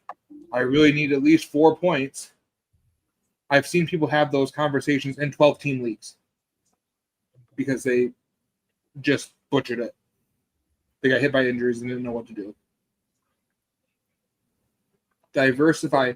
You want to win against 11 other teams in your league, not just the one in the matchup right in front of your face. Is that the one with the number 9? Is that number 9 too? Diversify your bonds. Yeah, where I quoted Dave Chappelle. Chappelle. I mean that quote still works for just about everything here. Be water. Diversify your bonds. Yeah. I'm muting myself. I was going to say, I mean, I know you say it every year, but I was actually going to say it this year, and that's be water in the sense of, you guys both know, when the month of August hits, there's not a time where I'm not in a draft, and I had a plan to go, do this or do that, and then a guy falls. Make sure that you, even if you do have a plan, make sure you don't always. I'm locked out of my Twitter, Aiden. Don't absolutely stick to it, because if something happens or falls to you or whatever, you got to take the opportunity and just do it. So be water, play the game, but also be smart when you're playing the game. Which also leads us into practice. We're talking about practice. Quote from Allen Iverson: before you draft, mock again. All right. Try constructing different rosters. Allow Rule 3 to really like flow more naturally. It allows Rule 3 to really apply that much more better. Just because you're now prepared for different scenarios. I don't care that you fucking have the 3rd overall pick.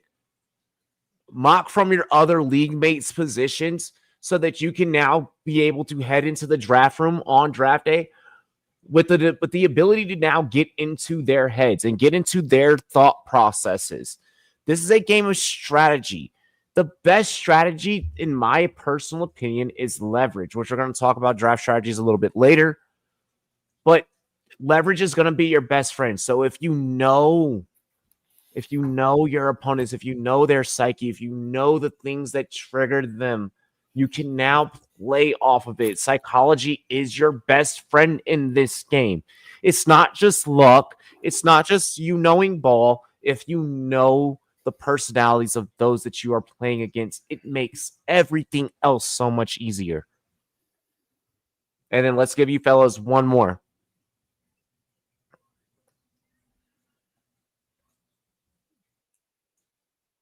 Oh, Fack. know your opponents. Know your opponents. Yeah, are you both taking the same one? My other one was going to be don't collude. Don't cheat. Okay. Be above reproach no matter what it is. Whether you're a league mate, whether you're commissioning the league, you hold a lot of power. Be someone that's trustworthy. Be someone who's fair. If there's issues involving you, have others in your league be ready to step up into that role so they can be impartial. Rule 13 had to super be emphasized because we had a person in the Colorado Springs Invitational, which is like if you're in the Invitational, like it's a local thing. It's super prestige. Like if you're in the Invitational, like it's a they're aside from like people paying their dues, like I personally as a commissioner put a lot of money into it. So like I don't want Rule 13 to happen. We had someone that they were the champion the previous year, and because they had went from champion to toilet, they decided they were going to try and drop viable fucking star. James Cook should not be fucking dropped the week before a championship. For the sake of your own shits and giggles of like, go have a fucking free-for-all. If I can't win, then somewhat. No. You don't get to try and out-rig the game. You don't get to try and out-rig the competition. He tried to do it as a... And then tried to lie about it. Oh, I didn't realize I did that. Bro, you dropped him, and then the week before, you fucking purposely, intentionally didn't start a Chan. Knowing that a Chan's been going... No one makes that decision. No one makes that decision without thought of how to not get caught. You don't just not start your best players and then start dropping your best players for the sake of trying to fuck with the league. So yeah, that person got cut. That person's not in the Invitational. That person will never be in the Invitational ever again, which is bad because like this year in the Invitational, we're competing for a championship belt. Shout out Trophy Smack. And we're doing member coins. So like every member gets a coin. Like in the military, we have this thing where like if you get caught without your coin, the person that doesn't have their coin has to drink. I'm doing that with fantasy football. Rumboyz coins will be going on sale soon. No real coins, like real like membership coins, like real like, oh, like I follow this YouTube channel. Oh, I'm in a Rumboyz league, like a fellowship type of thing. So yeah. Mike, what did you say yours was? Know your league mates. That goes back into the psychology. That goes number 6. Know your opponents. And if you're new to the league, study your league mates. Know their tendencies, their favorite teams, their players, even hobbies and interests can be valuable pieces of information while drafting and trade negotiations. I know one of my league mates' favorite bars. So guess what I do when I need to talk about a trade? I take him to his favorite bar. Guess what I do? I buy him his favorite order of wings. I get a picture of his favorite beer. It's not my favorite beer. It's his favorite beer. But what is Robbie doing, chat? I'm earning his trust. I'm softening up whatever it is that I'm about to offer up. Know your opponents. By the way, what up, Zach? What up, Zach? Aiden does want us to rank his team before we get into the remainder of the show. Fellas, what do you say we do that? That's fine. Fine with me. I mean, at this point, I lost what I was going to say because I had something very profound to say, and I just lost it. So let's rank Aiden's team. If it comes back to you, is it about knowing your opponents?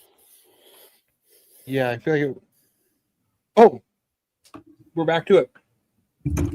If your league mates play all on the same platform, like mostly Sleeper, there are systems in place that allow you to look at rosters of their other leagues. Mm-hmm. You can search their Sleeper handles Mm-hmm. and see which players they favor. So if you're in Dynasty leagues, you can see which players have they really invested in and they really believe in. Who are they buying in redraft? What are they looking for? Who who are their go-to guys? And if you see, oh, he's going to reach on this guy here in the next round, let it go by. Let him go by in the draft. Let someone else reach. Know your opponent. And information out there is fair game. Yeah. It's like a rap battle. I look at fantasy football like a rap battle. If in a rap battle, if I have information on my opponent, I am going to use that in that battle. I'm going to utilize that in that situation. If you can think about fantasy football and think about your opponents in that same manner, the game, the sport will become that much easier. Remember, you're still playing against your friends. Like, keep it classy. Do good business, please. Please do good business.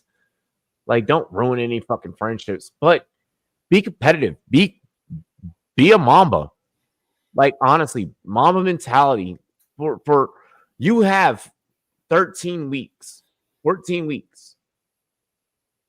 Well, okay, it's like really like 15. It's like 15. You got 15 weeks to go out there and fucking show and prove. I'm excited to get you guys' takes on Aiden's lineup. This is really, really, really going to be fun.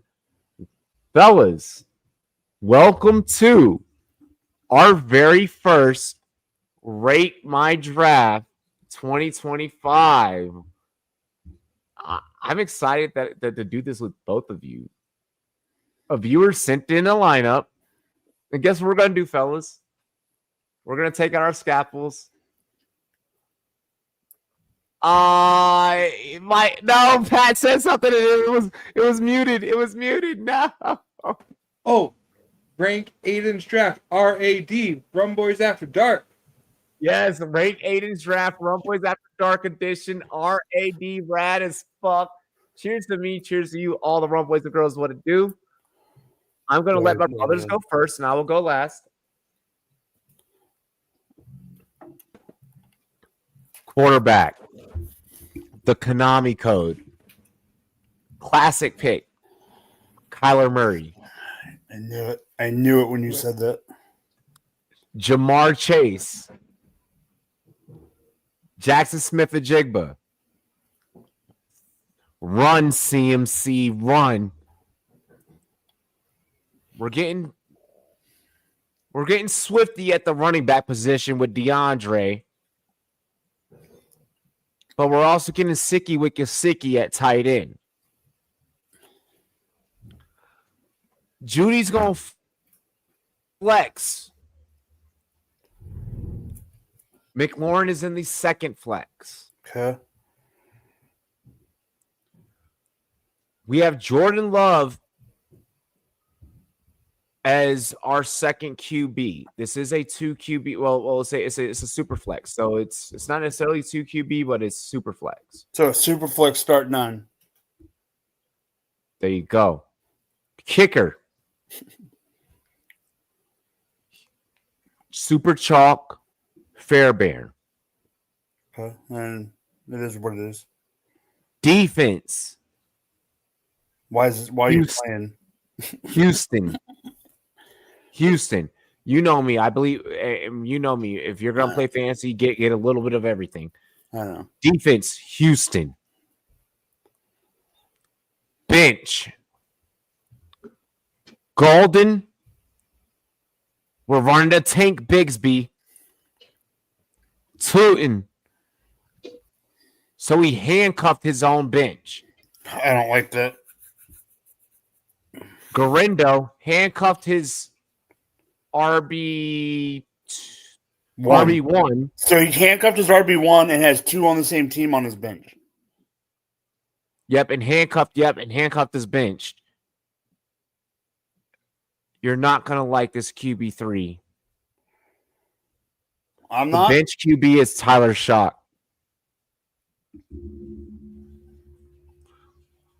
The bench pisses me off. The bench makes me want to punch shit. You know, like, you can take Imodium before you draft so you don't just shit all over the place. They have medication for that. And whatever he took got him through like the first like 5 rounds. No. And I sat there going, okay, you figured this out. And then I was like, oh wait, No. this is a 2 QB league. You And know I what was this like, okay, let me exactly change our is? perspective again. Let He Pat cook. got a good deal on CMC. I'd say Oh, that's yeah. probably the best pick because I'm assuming that's at least round 2, end of round 2. I'm guessing it was 2. Got a good price there. Salvaged it with 2 low QB1s for the QB position. Yep. And I think he got bit in the ass by a QB run, and he felt like he had to take Tyler Shaw if he wanted a third QB on this team. I would have rather waited another round further, gotten a better kicker in special teams, taken a Danny Dimes if I'm going to take a QB3. Yeah. I would take a Danny and an AR for like a QB3. And buying the hype on Tootin, there's no reason in redraft to Virginia buy Tech, the hype baby. on him right now. He should be on your waiver wire. We have to remember that this is a Jags fan that we're talking about. So that was one a full homer move, but also he also broke.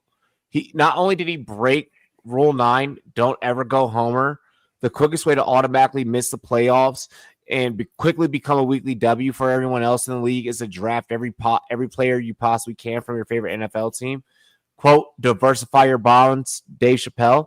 He did shatter Rule 9 with, I don't think that you needed to handcuff your backfield. I think that you need to make a decision on one or the other. I think that if Tootin, as late as that was going to be, and that's fine, you could have possibly maybe not have gone Bigsby and gotten something better in that range.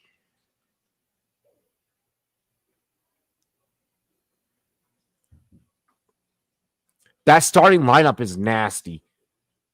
I don't like the RB2. The RB2 I'm okay with. DeAndre Swift is gonna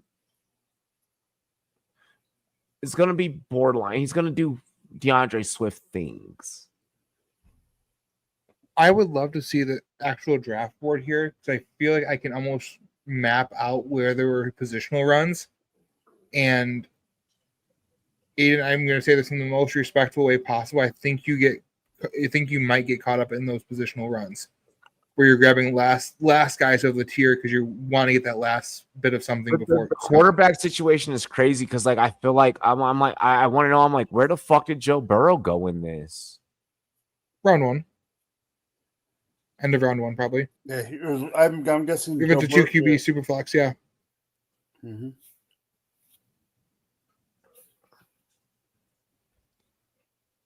You took Jamar Chase, and I'm gonna guess he was like pick 7, maybe pick 6.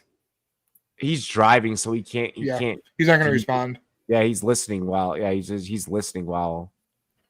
Aiden swerve left if you're a pick 6. Swerve right if you're Holy pick 7. fuck! Shaw was the last starter. Okay. Yep. So this is what you brought up about the Imodium. You know what this draft reminds me of? The first half. Your wedding night. The first half, he was enjoying some nice Taco Bell. Johnny Depp's wedding night. He was enjoying some nice Taco Bell, like when you craving it and you just want Taco Bell. But the bench was when it comes out the other end, and it's just you got to run to the restroom. Yeah. No, it's more the last 2 soft shell tacos that are in the bag that you're like, I need to eat these now before they're too bad. Last 2 fucking soft shells, maybe. And you're like, I don't want to ruin it, so I guess I better eat. I don't want to waste my money. That's $5 fucking in Trump's 2025 economy. But you're not getting the return on the investment there. Fuck.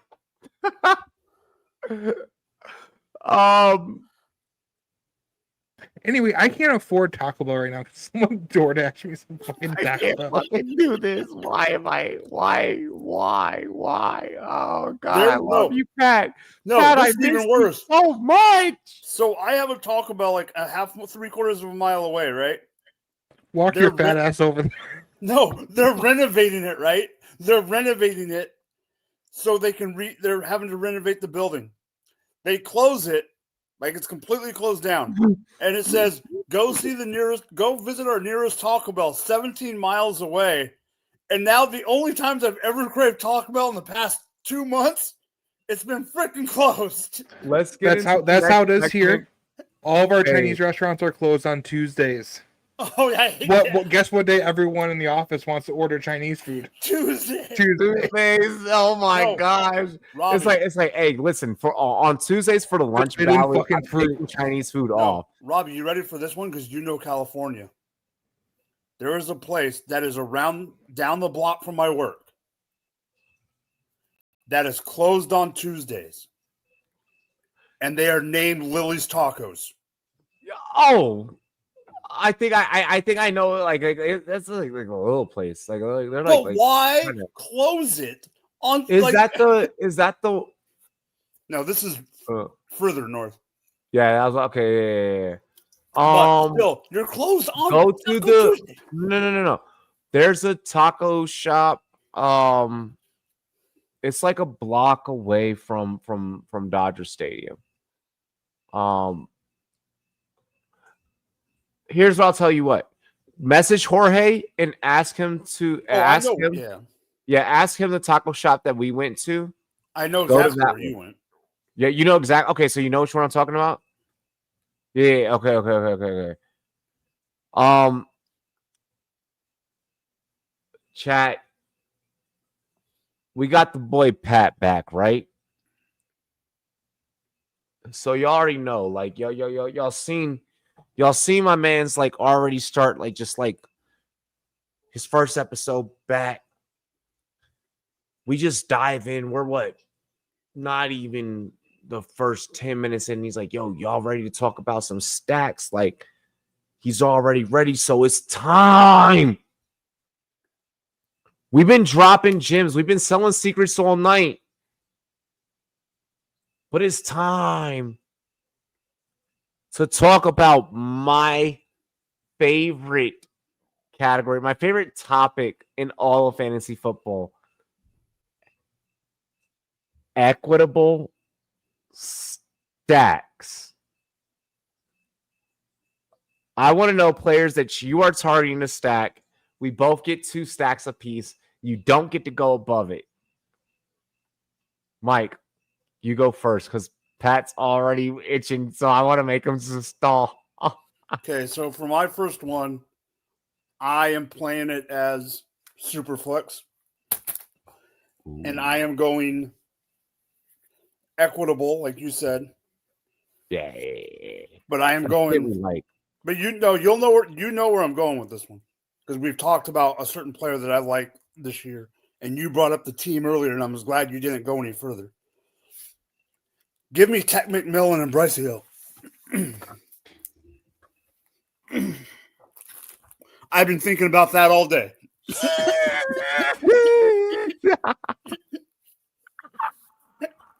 My I love gets it, no and hose. And I love it that I just got the middle finger. Here's the thing. No, here's what makes it so smart, right? What makes it smart is me and Pat haven't discussed this one bit. Well, because here's the like, all right. I've now came around the corner on Tet, and I went from being Tet has had probably the biggest sway in Rumboyz history in terms of players that I'm out and I'm now in on. I'm massively in on Tet. But after seeing Bryce Young at the tail end of last year, and I ain't going front, Bryce Young won me best ball money because of what he did towards the ass end of last year. With that being said, I have a lot of fucking confidence in Carolina, an obnoxious amount of fucking injected into my. I want to see Carolina be so successful. I want Carolina to make a Washington type of turnaround. Please inject it into my veins. So yeah, I'm in. All right, Pat, yours. That was great, Mike. I'm taking a shot. Oh, buddy. Why did you do that to me? Why'd you do that to me? That was sexy. That was sexy. That was sexy. I'm not gonna lie.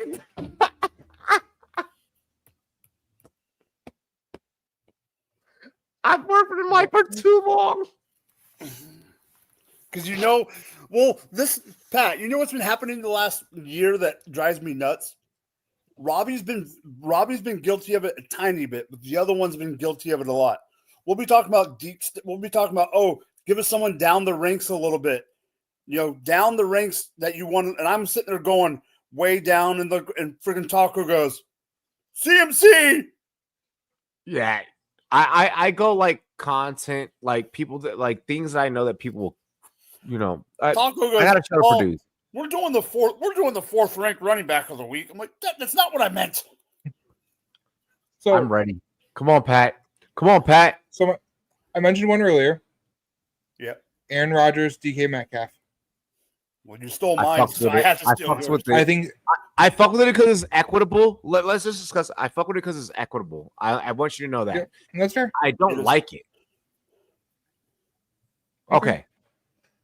Now that we got that's behind us now. Yep. Let's go someone else. Instead of a new quarterback to the team, we have a new wide receiver to the team. Left the Steelers. Yeah, damn you! Going to Dallas. George Pickens. You read my article? Did you read my article? I didn't read your article. No. Okay. But I was actually thinking about this all day today. I sent out offers and almost every league I could to try and get George Pickens. I am in on George Pickens right now. I looked at some Steelers offense. I believe in torturing yourself sometimes, and watched some Steelers offense over the last 2 years. Somehow I found myself here in the studio and said I need to be here because otherwise I need to check myself into a mental institution. Ain't that the truth? If George Pickens can be an idiot between the ears and make just dumb impulsive decisions, but he's a damn good wide receiver who's had shitty ass quarterbacks to play. This is the best quarterback he's ever had. He's got a quarterback that will get him the ball consistently. Dak's not going to do anything amazing for him. Go click on my article. Go click on my article, please. I don't need her. I know you. I know you, boo boo. So those are my two. I love you both. I love you both so much. Oh my gosh. All right. That almost sounded like Carl Weezer. Jimmy's mom.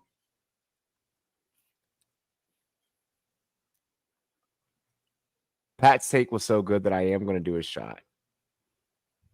Before I drop my bomb.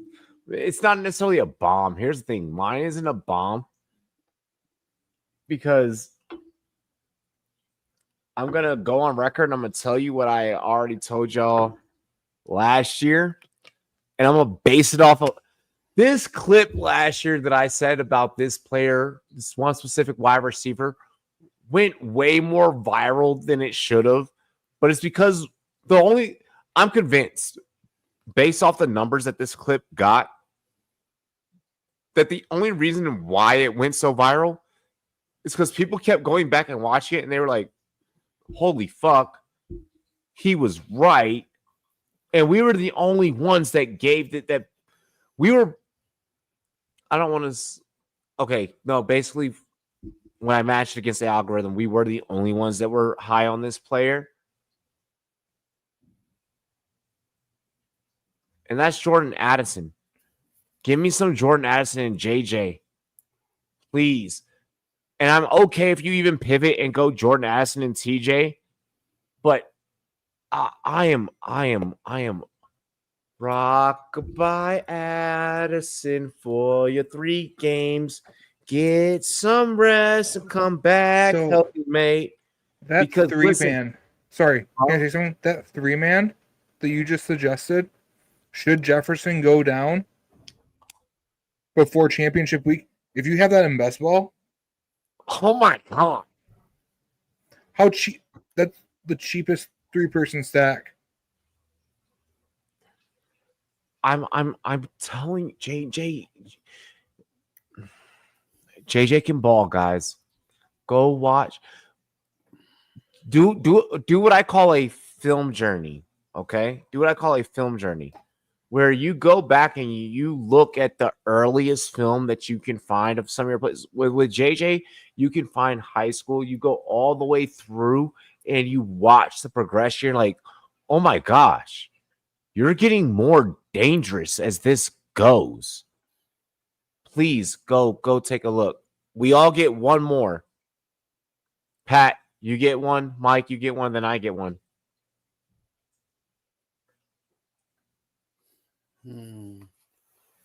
One more, since he stole my other one. Actually, he stole both of my other ones.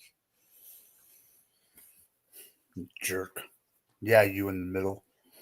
I'm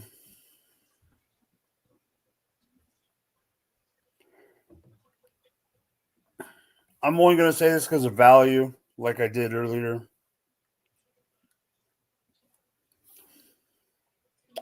Drake May, Stephon Diggs. Drake May, Stephon Diggs. I'm rejecting that on both metrics. Stephon Diggs will, based on name value alone, will far outpace his actual production. True. Yeah, he's so good at fucking out. And so therefore you're not going to get your value there. You can ask Robbie. I am all in on Drake May. I'm all in on Drake May, and I'm all in on. Here's the thing. I'm a Vrabel guy, so there's that. Yeah. Like, give me all the Travion Henderson. Definitely give me all the Henderson. Give me that stack. Give me him and Travion. Yeah. Give me Drake May, especially with his rushing abilities. Give me Stephon for fucking sure in that. Like, I'm a Vrabel guy. I'm bought in. I'm gonna keep it honest. Mike, good call, mate. Good call, mate. You know me and Drake. And Drake. that was my fourth stack because my second stack was DK and my third stack was Pickens. So wow, we're all just fucking match energy. Wait, what was you said that? Restate all your stacks. What was that first one you said? I wasn't even going to bring up Tet. We're basically off of being equitable. We're basically being equitable. I wasn't even going to bring up Tet. My first one I was going to bring up was DK and Aaron. Okay, DK. I was going to say, if you just casually accidentally said mine, because we're going to go initials. We're going to go DJ Moore. Oh, okay. Caleb Williams. No. DJ Moore, Mr. being ranked at wide receiver 20 or worse on every major platform right now in rankings, but has in a super crowded Chicago offense last year with a rookie quarterback who was struggling to say the least, he still managed to be wide receiver 16. I'm not doing this. You don't have to do this. But you're right about DJ Moore. You're right about DJ Moore. Do you really want anyone that watches us? And like, you know, our people. Do you really want our guys, our girls going out there and drafting Caleb Williams? Caleb Williams is their second quarterback? Sure. Second quarterback. If he's your second quarterback, and then usually if you're going second quarterback, do I need to break down draft strategy though? About why I would take Caleb Williams as my second quarterback for a league? I want you to justify just Caleb Williams as a pick overall. I think that there is value to his name and development. I think that the talent is still there, and we absolutely know it is. The talent is there. We know what their head coach can do as a coordinator, running offenses. Ben Johnson. I think. Look what Ben Johnson did for Jared Goff's career. And you get another number one overall pick in Caleb Williams. I think Caleb Williams is much more teachable than the media wants to show you. I will say this: I don't think that Pat he's does put his teachable. mouth where his Pat does put his money where his mouth is. I'm looking at a roster that I'm in the league, and his second quarterback is no other than Caleb Williams. I'm not. No. I'm not questioning the man's integrity, Mike. What the fuck? I like your third quarterback even better, Bryce Young. Bryce Young. I'm just saying. I'm allowed to disagree with my friend. I'm allowed to. I know you are because I disagree I too. think you're in a place where Caleb Williams is one of those things. The Chicago Bears are one of those things. This goes back to our power rankings topic. The Chicago Bears are one of those things whether you believe or you don't. Oh, absolutely, and that's what I can say. The Cowboys, not Cowboys, the Bears aren't great, but I think there's a reality that Caleb Williams should be in a 12-team league, should be drafted. I think he's a top 18 quarterback. That's fair. I want him in my top 18. And even for consensus, that's still low. Me saying top 18 is still low. So It's low, and that's what makes your take equitable. That is what makes your take equitable. You aren't going into your draft saying, I wanted to get the DJ Moore, Caleb Williams stack. You're going, hey, DJ Moore is on the board in the, let's say, fourth round or so. Sorry, math is hard at 11 o'clock at night. You guys are still way early in the day. But you're at that point in the draft. All right, I got DJ Moore. Now I'm going to keep that Caleb Williams pick in the back of my mind.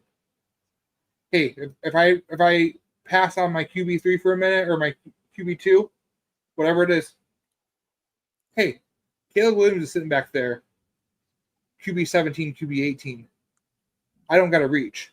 I don't got to reach for someone to get Let me just double check what Caleb Williams is on Rumboyz.com really quick, on RumboyzMag.com. I have Caleb 17. Right now, Fantasy Pros has him 15. And he's driven up by RT Sports. I don't think their stuff's way. Okay, just got home, had to rehash my draft. The Tank and Tootin picks are just me knowing ETN is cooked. And somebody has to start. We don't know if ETN is cooked, being that it's Cohen coming in. But even then, even if you do think he's cooked with that kind of a bench and having everything, you should have just done it with one of them, not both of them. Yeah, it has to be one or the other. I'm gonna say this: drop one for Jalen Lane. Drop one for if you want to focus on running back. Drop one for Krosky. Drop one for Krosky. I get Krosky. I don't get Lane only because I'm not saying I don't like him, but what I'm saying is I don't think his league is deep enough. You can't get Lane now because McLaurin's going to sign for 28. No, what I'm saying is I don't think his league. It's a redraft. I don't think it's probably a league that you have to go that deep. Where Merritt, I think has a chance. You need to get Merritt now and look like the smartest fucker. I'm saying Merritt has a chance. Yeah. You need to get Merritt and you need to look like the smartest motherfucker in your draft because he's about to outwork B-Rob. Mm-hmm. Mike, did you already drop your second stack? Yeah. Who was yours? Drake May and Penix. What? Are we going Drake May and Penix?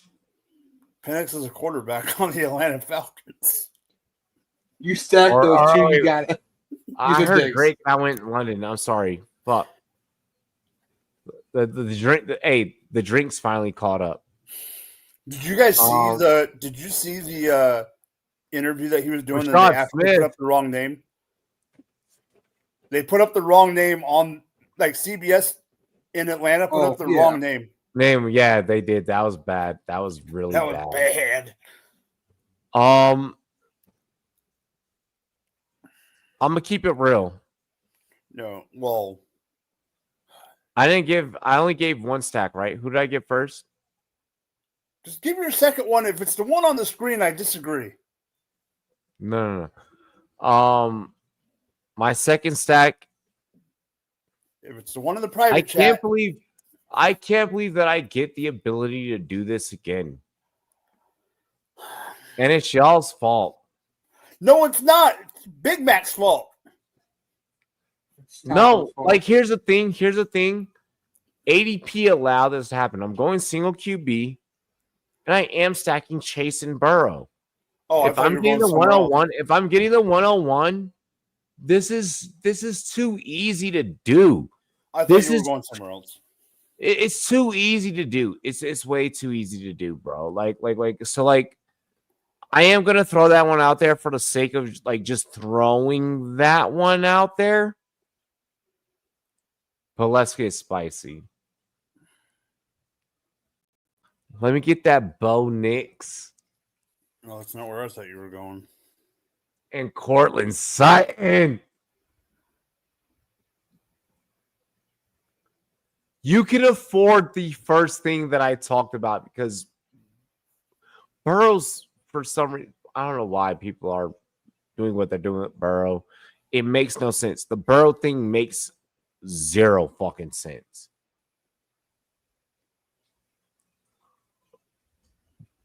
But look, I'm just saying what you can do with Bo Nix and Cortland Sutton. You can get nasty. You can get naughty. You can party hardy. So that's my last one.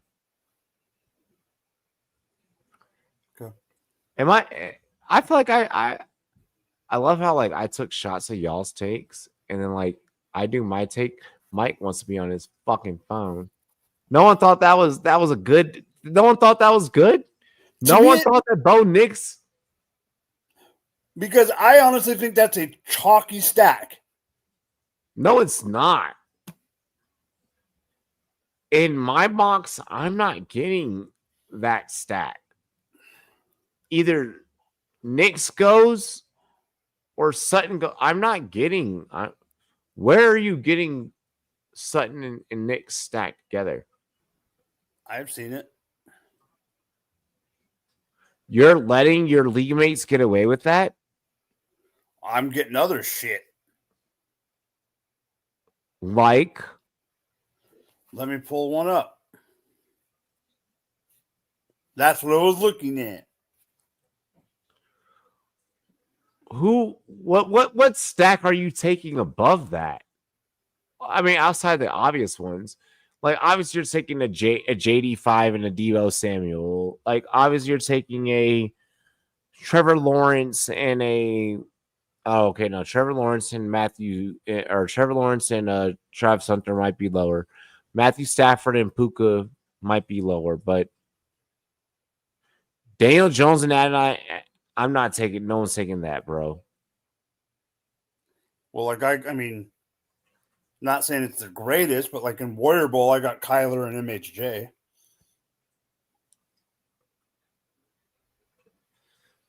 I would fuck with that. I would play that stack. I'd play that stack. I don't think that stack will last me past week 4 though. I want to do another segment that's going to get chopped into another YouTube video. Let's see what we got. Players smart drafters are avoiding. You both get 2 players that you'll basically just say, you can deal with that headache. Take an aspirin. You're taking aspirin players. You're hangover players. You're hangover players. We're going to call this a hangover segment. Okay. With that being said, I'm going to take a shot. Mike, give me a hangover player. So my first one is someone that I would not have said this a few months ago, but the more and more I think about it, he's always scared me this year, but scares me even more. Not sure what the offense is going to be. Running quarterback, coming into town, volatile position. at ADP, I'm worried about Brees Hall. Because I think that Braylon Allen's going to be the new Derrick Henry. I think Braylon Allen's going to cut in. I think that Justin Fields is going to take away some of the goal line stuff. At this point, people are still saying, worried about the injury stuff. At this point, I'm staying away from him at his current ADP. So you're a smart drafter? Mm-hmm. Same Pat. You guys are both in leagues with me. I mean, we both compete in multiple leagues. Well, let's go ahead and announce this now. We are reactivating the Analysts versus Fans League. Be on the lookout tomorrow afternoon. St. Pat. All right. Players smart drafters are avoiding. You give us your one first. I'm going to go right to round one. I am avoiding this player at all costs. He's avoiding a round one player. A round one player. I will have 0 Puka Nacua this year.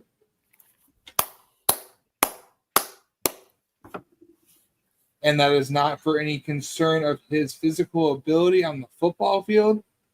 That is not any injury concern for him baked into the cost. I don't trust his quarterback. I don't trust Matthew Stafford to be able to be. I think he's going to push to play week 1. I don't think he's healthy. I think his back is messed up way more than they're letting on. I think he should have retired a year and a half ago. And his pride and his ego said, I want to do one more time. I want one more shot at a title. But can you blame him? But his body is not ready for this. And the Rams' backup plan is not worth a shit. So Stetson Bennett ain't in it. And looking at that same spot, you're gonna put 2 wide receivers in the first round and a half.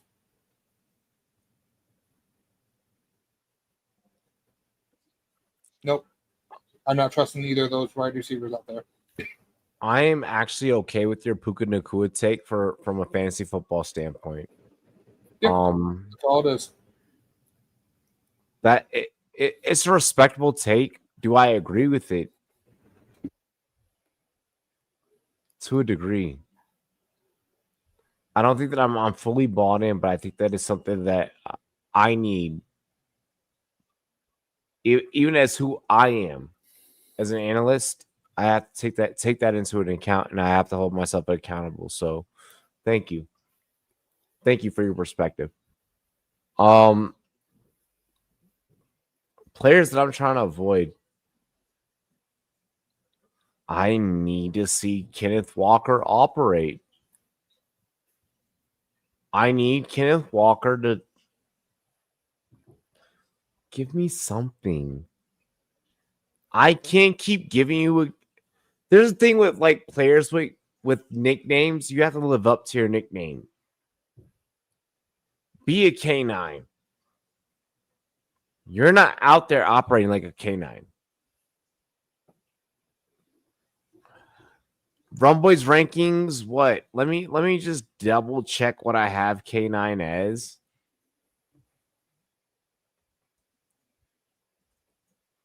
And I'm pretty sure it's not where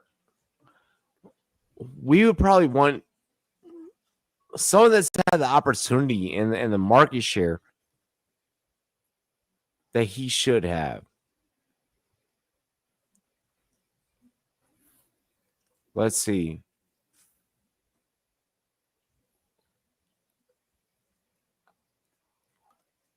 I have Kenneth Walker, 21. Am I too high or am I too low? Oh, you have him at RB 21? Yeah, you're too low.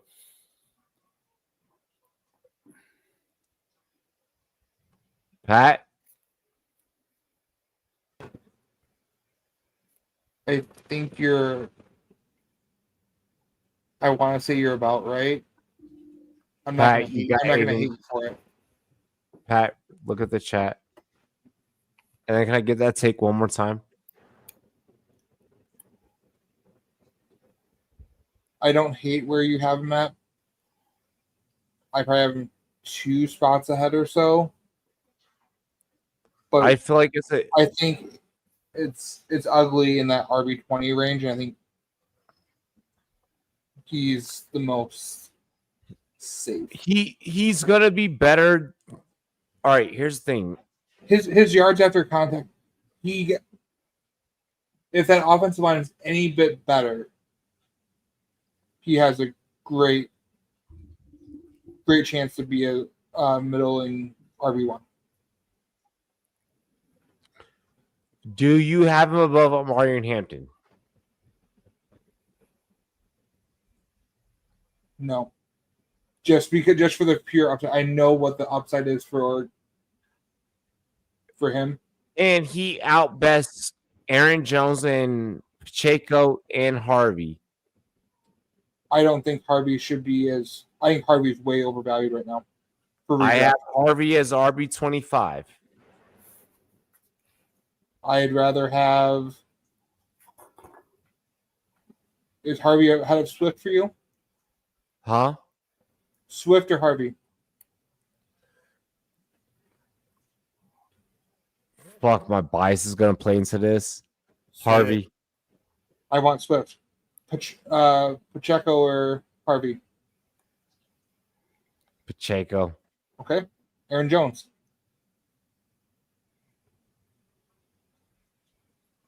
Can I not play the goal line? I want Aaron Jones. I want Aaron Jones. I know. I'm afraid. Kenneth Walker scares the god-living shit out of me. With everyone else that I've named, I know that those guys are going to be on the field for at least starters number of snaps. I want Henderson. I want Henderson over Walker. Okay, that's fine. Yeah, I already had Henderson above Walker. I wasn't worried like that. That wasn't a question. I think Walker is pretty appropriately ranked right now as someone that we know is going to get a lot of value. On Rumboyz Mag or on whose site? I'm looking Fantasy Pros. On Fantasy Pros, what do they have them? They had I have Walker. They had him RB17. Rumboyz Magazine has him as RB21. And I can see where you get there. I think there's like 1 or 2 names there that is like kind of the difference. The place I was getting to was I think Harvey is really overvalued. I think there's guys that you know are going to have touches, and I'm not willing. If you're a 0 RB drafter, you better be getting Harvey and hope for the best. He's the only one that can probably can make the jump without an injury. Damn, Pat, you comparing us versus Fantasy Pros, that was a boss ass move. That was dope. Mike, what do you have on this topic, bro? Next one, my second one is going to be spicy. Who are we avoiding? It's a spicy one because there are way too many mouths to feed in this offense. He has been a top 5 person in his position every year almost. I believe almost, if not every. He is still projected to be a top 5 at this position of ADP. But I would rather wait and get some guys at other positions and wait and get a lower guy like an Evan Ingram or someone like that at ADP in redraft. I will not have many, if at all, of any Sam Laporta. So we're deporting Sam Laporta. Throw him in the Gulf of America. What's crazy about the Sam Laporta take is that everyone is so 50-50 on it. Like, well, I'm all in on Jameson Williams this year. I'm all in on JMO. So wait, is J-Mo the key to win the flex?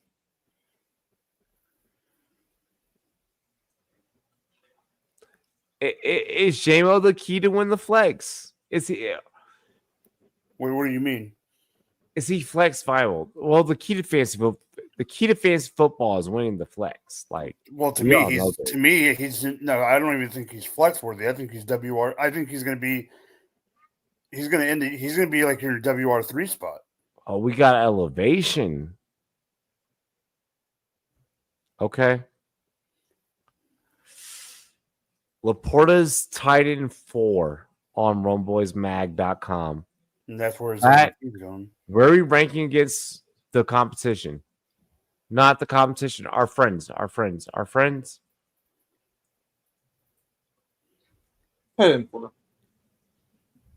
They copied us. Okay. I'm willing to bring Laporta based off of Mike's take down to 5 at best. At best, I think Laporta still explodes underneath John Morton. I think that I'm with Pat. Like, the Lions, the Lions are good, and I think that we just need to shut the fuck up and accept it and stop fighting against it. But like I said last week, even though I said they're still going to win the division, one of the things that gets me is we like Pat talked up the Bears. They're losing Ben Johnson. We don't know truly how it's going to be. You have more mouths to feed. I'm just saying, they're as a team, they're going to be good.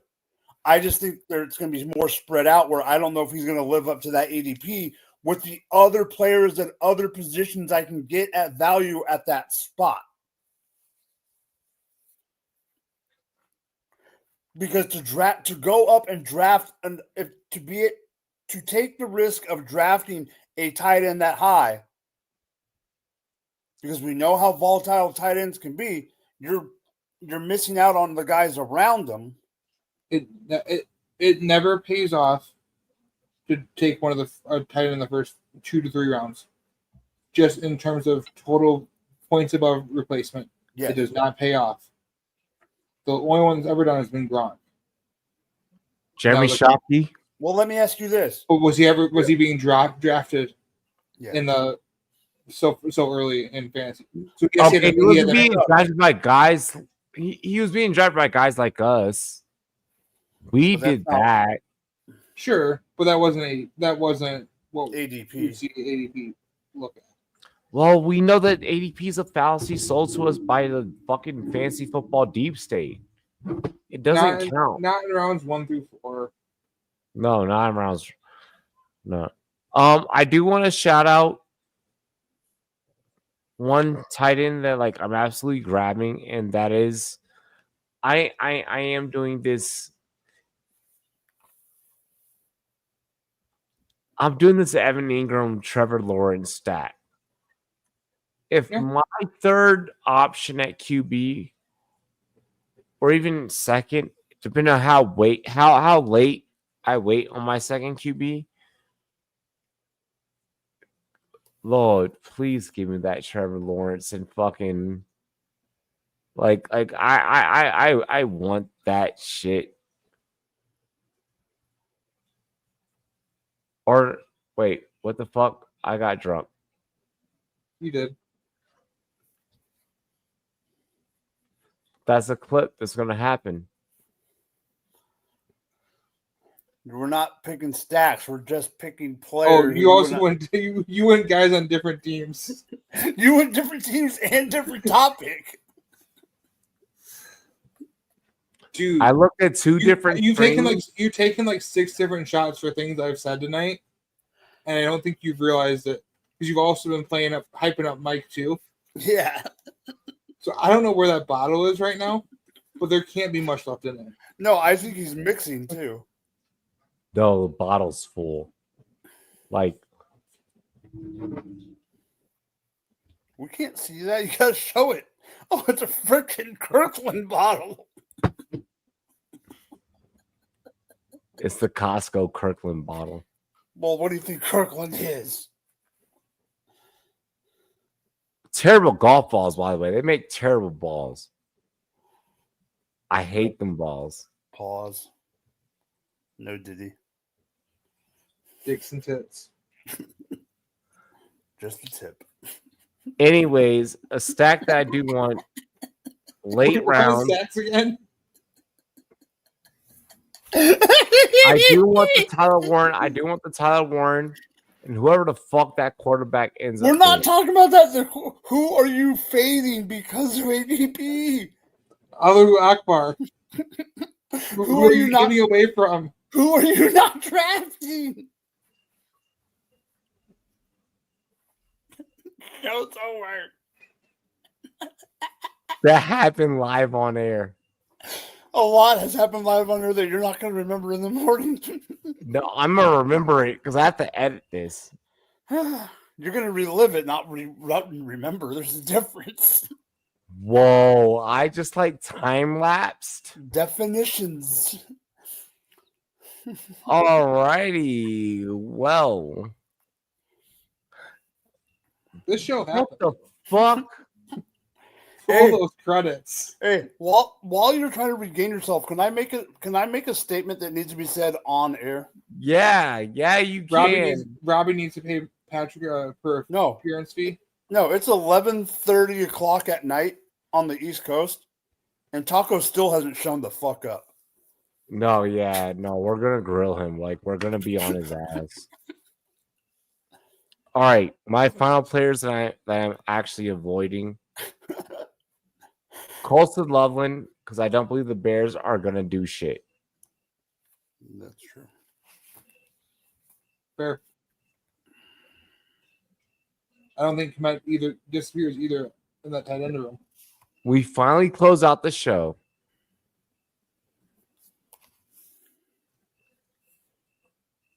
Well, it won't be the necessarily closeout. We close out the football. Well, we're gonna give you guys UFC picks, just like we'll close out, just like the fuck around. Okay. Is there a perfect draft strategy in 2025? I'm just going to be honest. In my opinion, there never is a perfect draft strategy, no matter what the year. Oh God, they brought this back. Oh fuck. I don't think fade the buys. I don't think there's a perfect draft strategy.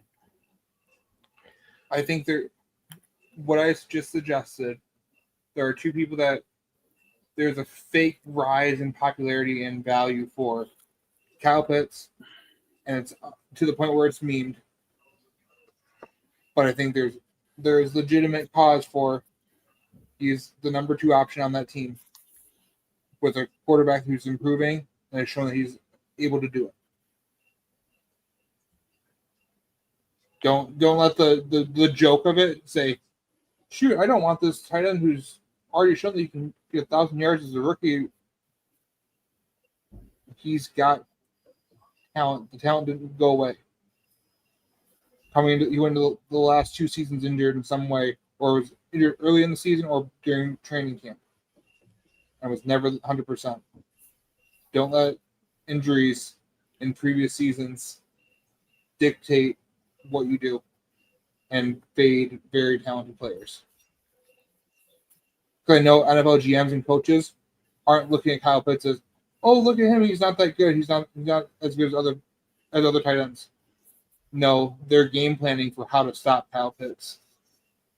And they're going to make sure that they try and neutralize that. Kyle Pitts ain't shit. You ain't shit. True. I'll say this. Your perfect draft strategy is subscribing, motherfucker. What the fuck did you think that I was going to say? What did you really think that this was going to be? This is an ad, damn it. All right. Go click on the draft guide. Go check it out. I'm doing some different things that I've never done. And I'm actually proud of it. So Like, please go check it out. I love you and I appreciate you. And that's all I have to say. I do want to throw out my UFC bets. Give me. I think Protas is gonna end that under 3.5. So give me Protas.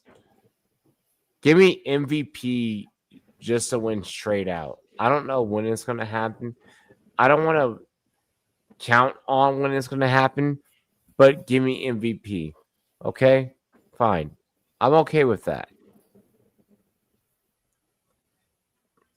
The Murphy Pico, I'm staying out of. But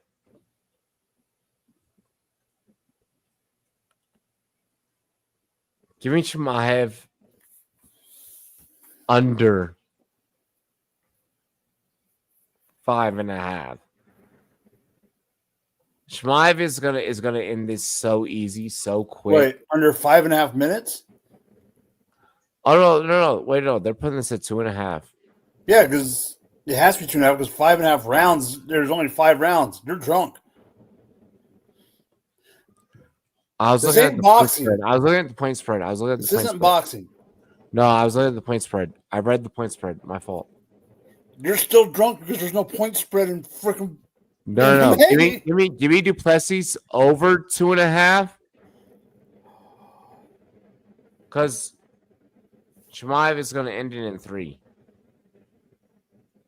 Chimaev is going to end it in the 3rd round. It's going to be a choke. So it's got to be the second half of the third round because you said 2.5 rounds. Yeah. We're going to play it close. We're playing it close. I love I'm just reading this chat. I know not a damn thing about UFC. I haven't even looked at the chat. Do I need to? I'm like, this is English? Chumaev is gonna dominate. But Duplessis is tough enough to take it to 3 at least. By black hole. What the? Yeah. Huh? What he said. He said. Mike, talking near Mike. Look into the chat and look at Leaf's or Aiden's last comments. No, after that. Keep going. One more. Nope. There you go. That's wild.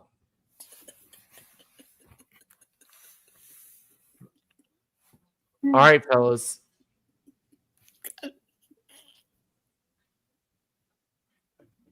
Oh God.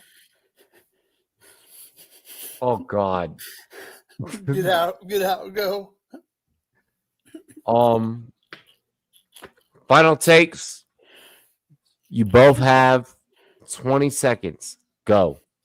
Cheers Mike. to you, cheers to you. Love you all. Peace out, motherfucker. Don't listen to a damn word I say. And don't listen to him. He doesn't even know what the show sheet says, and it's in front of him. Our chat just got lit. You got lit. Wait, You got the lit. second one just said. Akbar! Oh, cheers to me. Cheers to oh my fucking God. Don't laugh. Cheers to me. Cheers to you, all the Rumboyz and girls want to do dilly dilly. I'm about to go have Rumboyz Robbie Jr. number 2. Save us all. It's still counting down like we're still alive, dude. It's a fucking.